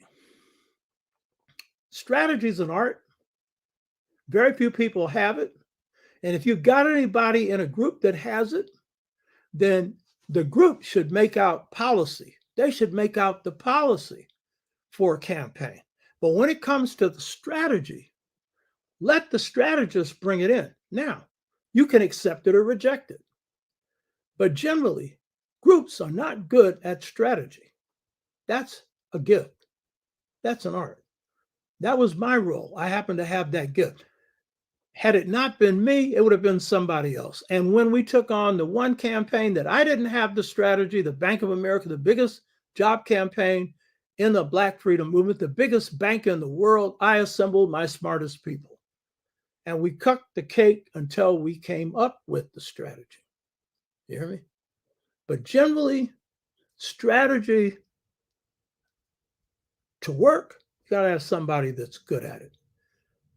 And groups need to know that. Without a strategist, a group's in trouble, real trouble. Because being bold and bad is one thing, winning is another. And we just love bold and bad. But I don't think there's anything too bold and bad about getting whipped. I don't think so. You hear me? And guess what?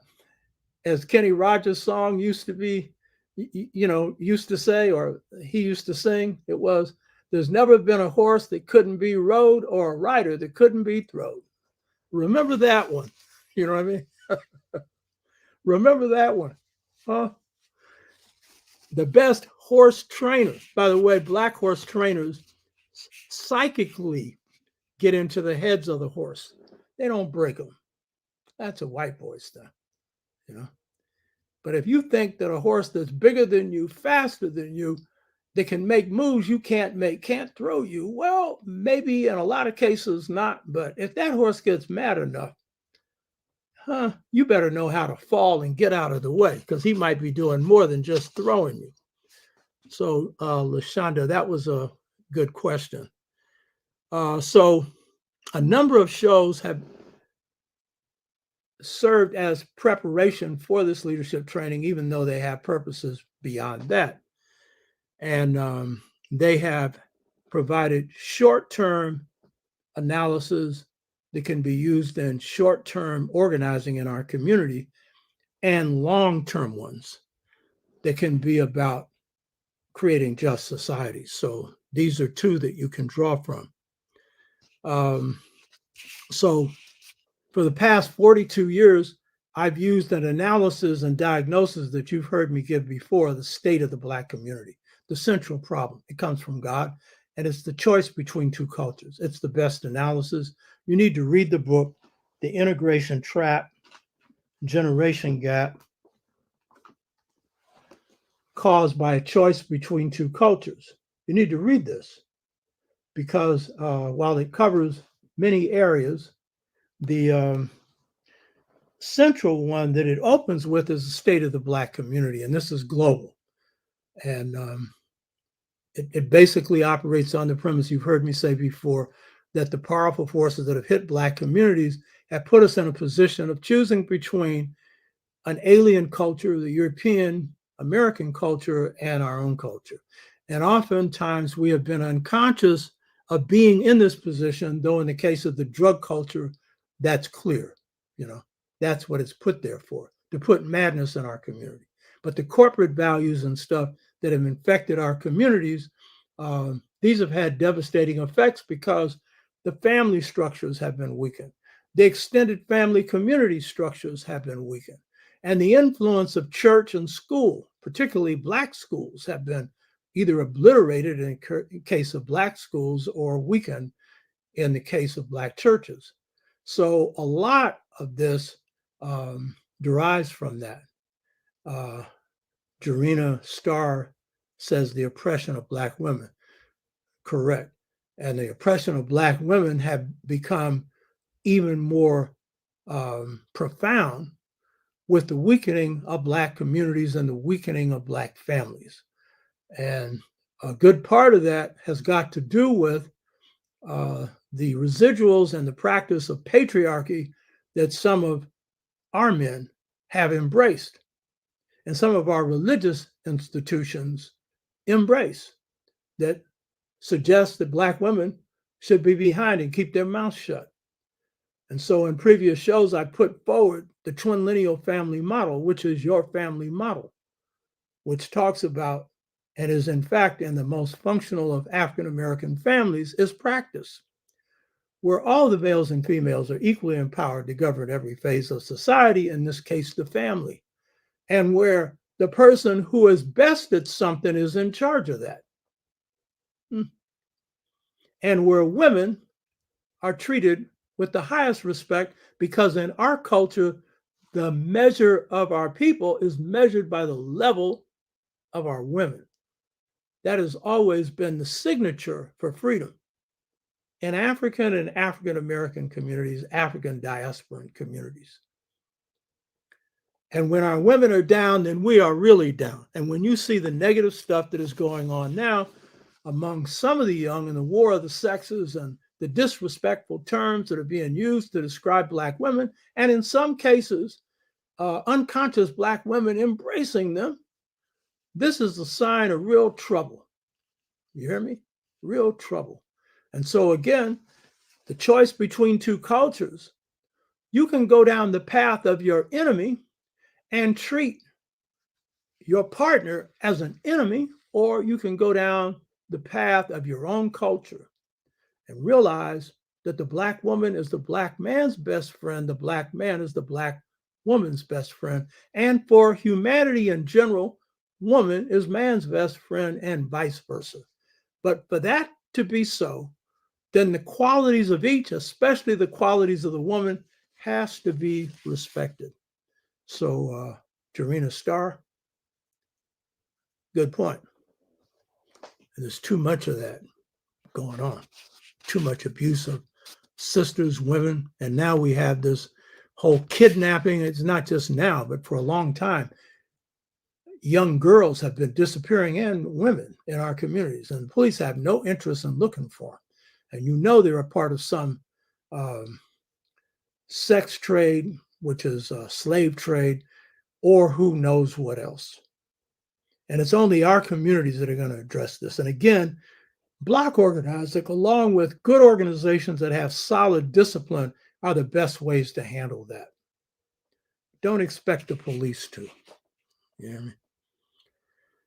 So the key thing about the choice between two cultures point that the forces that have hit us, globalization, jobs leaving our community, breaking up families, COINTELPRO killing off leadership, redevelopment agencies breaking up Black communities, and so forth, it's put us in a position where now choices that are being made are heavily cultural and we're not aware of it. And this is in part because we haven't assessed our own culture, African American culture, a job that we have to do. But one of the key things that this analysis indicates, Cabral's experience proves it, Ella Baker's and others as well, is that every program that we put into effect in the Black community, if it's political, if it's economic, especially if it's family-based and got to deal with relationships, if it's dealing with the issues of trauma that affect a lot of our people, whatever. The best features of your culture have to be at the center of that. You're not going to have effective family rebuilding unless you have models for family development that are balanced, loving, and wholesome. The twin lineal family model is your family model. And again, some of us don't read and some of us do. But this book, Return to the African Mother Principle of Male and Female Equality, this is the most important work I've done, even more than organizing. And it came from God, that formula of the just societies of Africa being those where all the males and females are equally empowered to govern every phase of society. And that is the formula for African families, African communities, African nations, African villages. Colonialism, slavery, what's now called neocolonialism, or rule indirectly through money and economics, and the European nation state, which is about the state or the government being used to protect the rich or private property. That all of these are the causes for the problems that we face. And of course, at the top of that is capitalism, which is a dictatorship of dictatorships. The one area that is one of the most important areas of your life, which is work at a job, if you're working for somebody else, you're under their dictation. There ain't no vote, no democracy, or nothing else in it. And that's how capitalism works. And so, as the old man told me, I made this comment to you before when I was sitting in the Fillmore, he said, young man, I was young then. Guess what? I said, what? You don't make money working.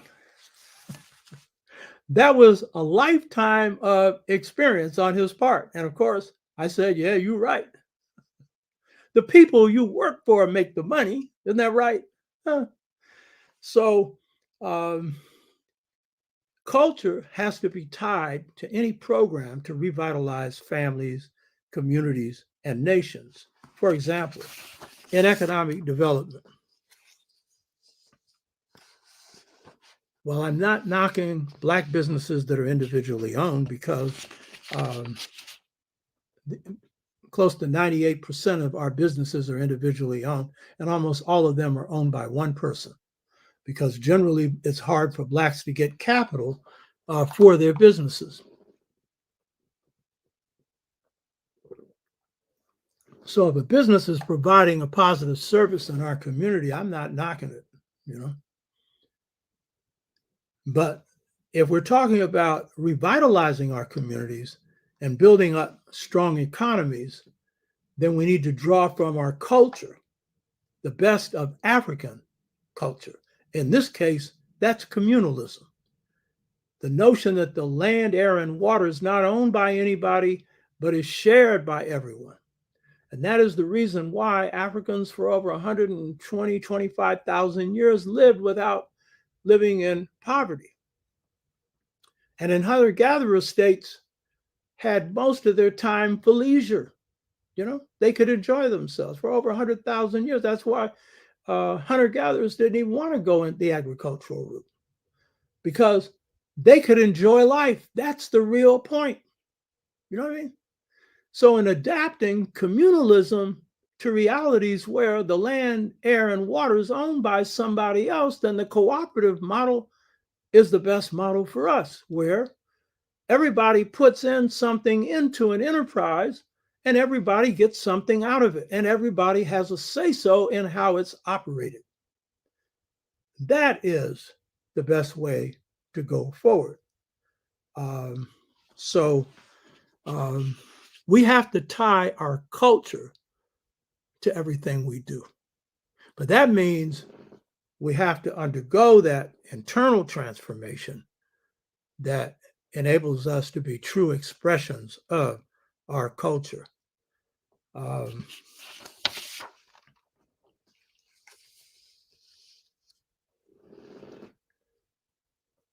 In the Black Panthers series, in the discussion on Malcolm X, and in a number of shows, we've talked about the need for having mind transformation to transform the philosophy, attitudes, thought, communication, and behavior pattern from negative to positive, from imitative to creative, from Eurocentric to African-American, or Black orientation. And so that is the real key point of this sixfold stages to mental freedom. The sixfold stages to mental freedom, which we've had people signing up for. When we have 40, and I think we have about 32 now, I have to count them, but it's around 32. When we have 8 more or so, we'll be able to start this. This will be the official launching of this per Ankh, Amilcar Cabral, Ella Baker Leadership Organizing Institute. The thing is, you need to know is this isn't just going to be a sit down like a college class. I'm going to have 3 other people working with me so that these sessions will be broken down into sessions of 10. After a general presentation, then they'll be breaking you down into groups of 10. These are people that I've worked with some of them for 50 years. I've taken them through this process. They are organized in their own communities. Two of them have run our independent Black school, and a third was a director of it for a while. A number of them have put their children through it, and they've been involved in various organizing campaigns among our people, both in this country and globally, including the United Kingdom, by the way. So that's going to be the initiation of this Pro-Ankh Academy formally, but this is the key thing you need to understand.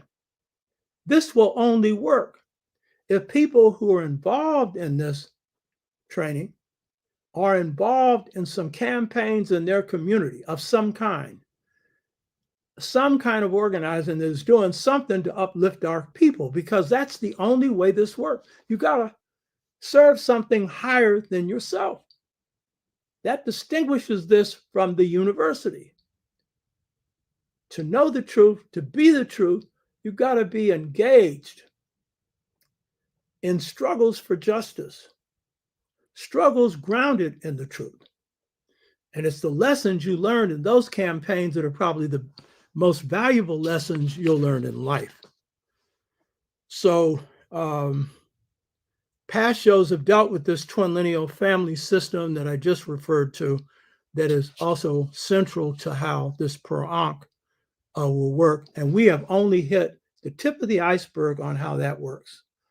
And there will be time where we'll systematically go through that in terms of how this works. So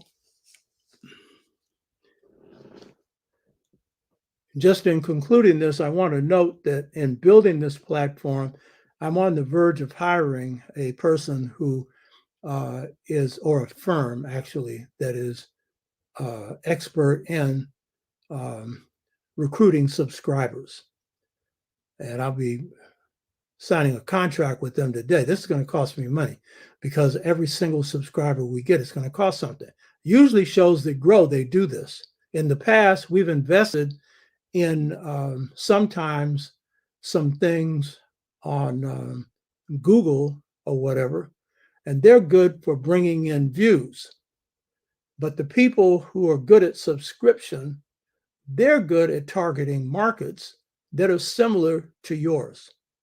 And so in looking at the analytics on this show, I've noted some of the shows that you watch. Karen Hunter's show. I know that Robin watches that. Isn't that right, Robin? The Philippe Matthews show. I was on the Philippe Matthews show for a couple of years. Pan-African DTV. The sister who runs that show, I believe, or someone on their show was viewing our show last week and noted it. And I hope to be on their show again. And there's a Black Power show. So then there are a couple of others. So if there are other shows that you watch, list them on the chat, or for those of you that come in and watch this show later, list the shows that you watch, because that's a part of what we're going to use for target marketing to recruit more people into this show. So I appreciate the donations that people have made to the show. As we grow the show, we'll have more. I'm not taking corporate handouts, and I've been paying for this show out of my pocket, but I need help. And particularly, this is going to cost a little bit, but we have to build this platform. I'm doing this to reach out to our people, to anyone that's interested in liberation, and especially to the youth. Some people say, what do you mean by youth? Because they know I'm ancient. Well, it could be anybody younger than me, right? 20 and 30. I had a sister befriend me yesterday, Facebook, 21 years old. You know what I mean? Whatever point at your young experience, your eyes begin to open up, or you're open to listening and sharing so we can learn, that's young. And our average viewer age is between 30 and up. A male-female audience, but we need more females. And that means I need to do better in addressing the issues that sisters are concerned with. I've tried to, I need to do better. And I see Sister Robin saying, Dr. Carr's show, put down the name of his show up there, Sister Robin.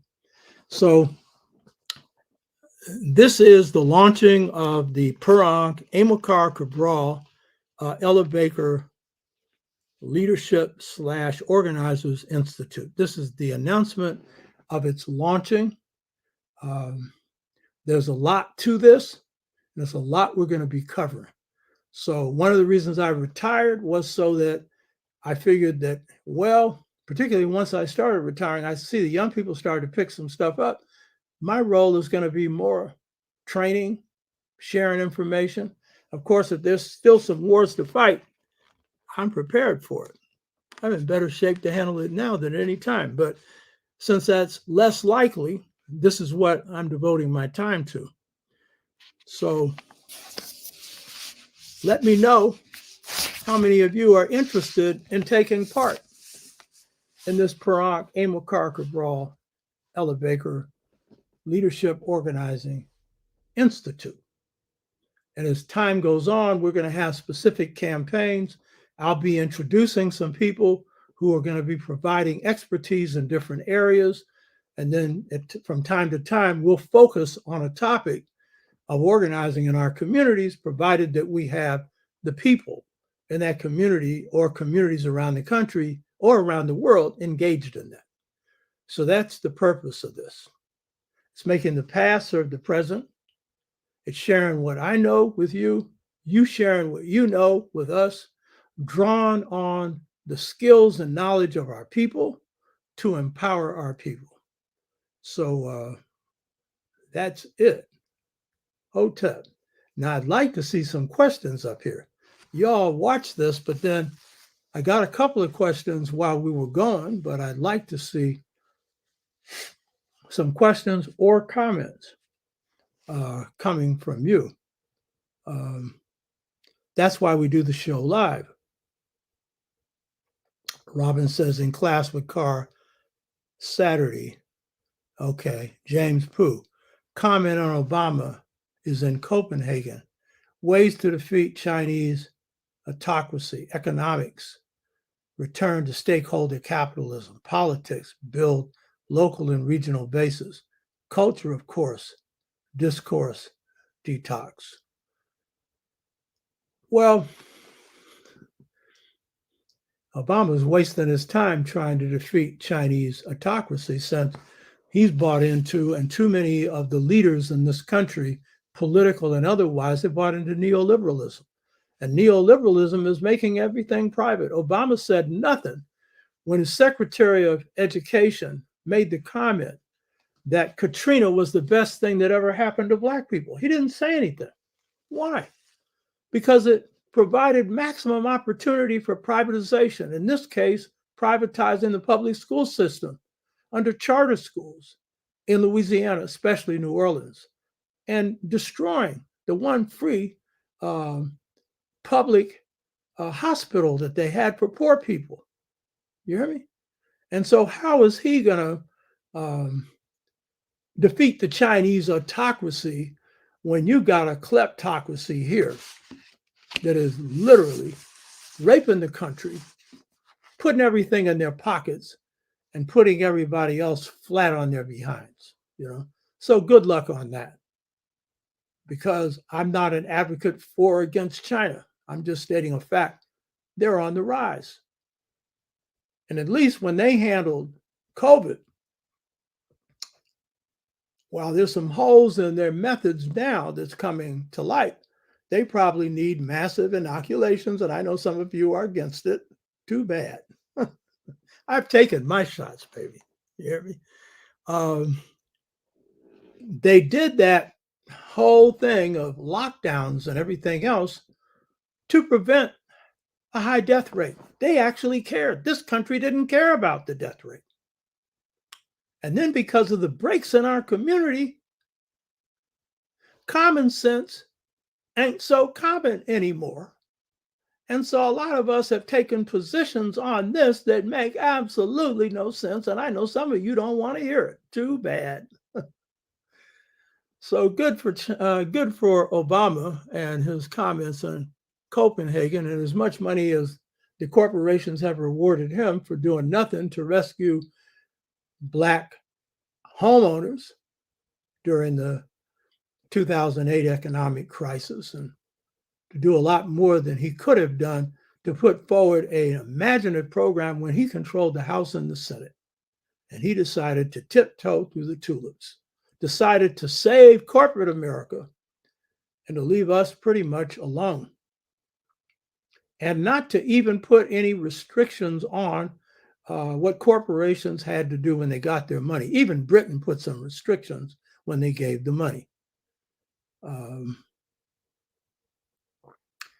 Stakeholder capitalism and everything else. Yeah.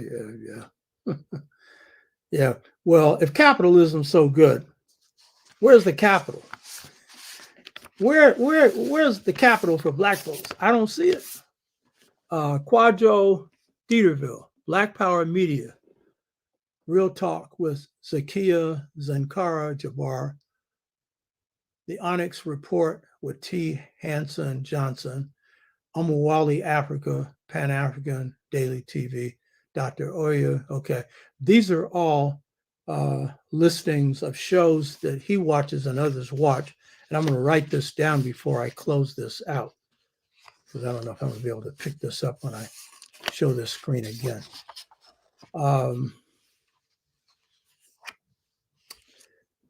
Okay, and Dieterville also says, I like watching BPM. I guess that's Black Power Media. Black Writers 1996. We will encourage every current new generation Black Panther group and the Black self-defense groups of the New Black Liberation Movement to learn from your show. Keep up the good work. Well, thank you, brother. And I'd like some contact with you all so that we can engage you, because what we want is more organizations engaged in what we're doing and what you're doing. Because whatever we do, it's got to be to enhance the work that's being done in Black communities globally, and of course, especially in the United States.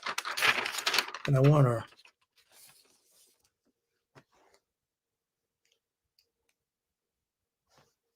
to, Brother Kamari, I listened to a bunch of your listings as well. Another show, Dr. Tashaka, is Burn It Down with Kim Brown. Okay, let me write that down. That sounds like a good one. Burn It Down with Kim Brown. That's even poetic.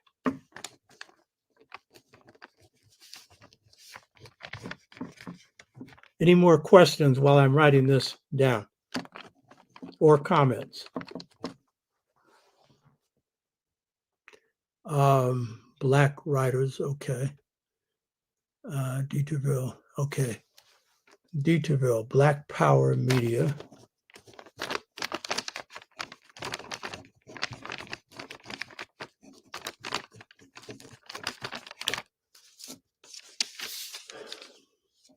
Mix what like.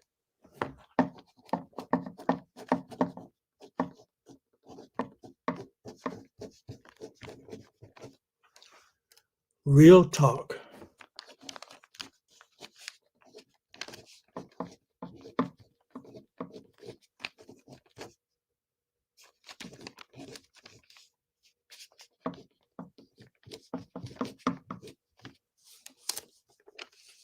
The Onyx Report.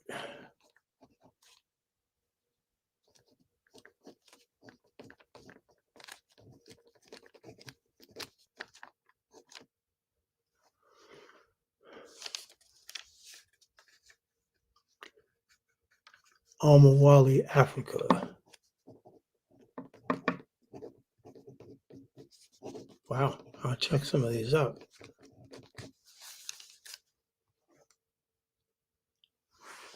Dieterville, perhaps you should come as a guest on Omawali's show or Zakia's Real Talk. Yeah, that's a good idea. I want to do that with more shows. We've done it a lot we've done it with Pan-African DTV and expect to do it more with that. And mix what it is, Gerardville.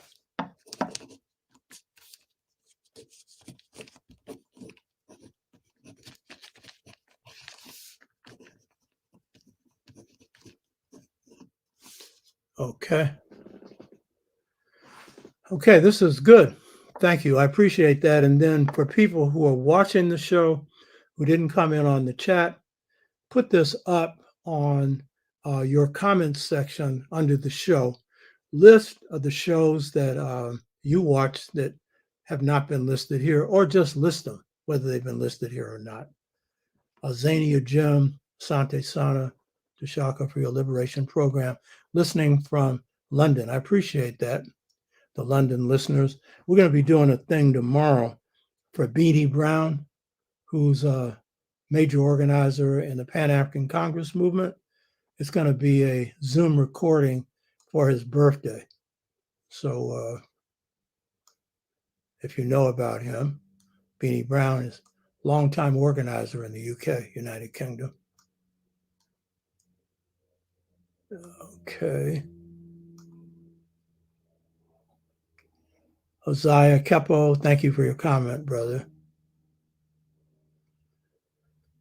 LaShonda, you got that, huh? Every organizer isn't a leader. Every leader isn't an organizer. Yeah. And nothing wrong with that. Do what you're good at, you know. Lao Tzu. Should we consider Amilcar Cabral the spook who stood by the door? No. Cabral played that role in the sense that before he formally launched his armed struggle, he was operating behind the scenes as far as the Portuguese were concerned, because you could get killed being associated with an armed struggle, you know, so you better keep your mouth shut.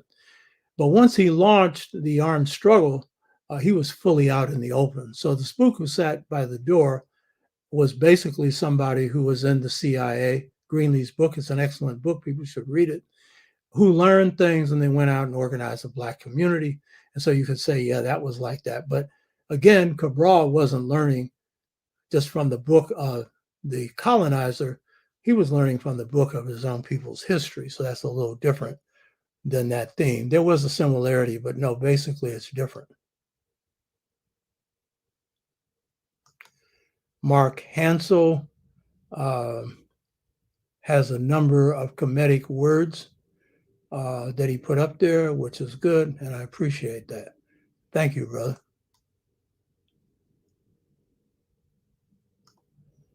Okay, let's see if there's anything else here.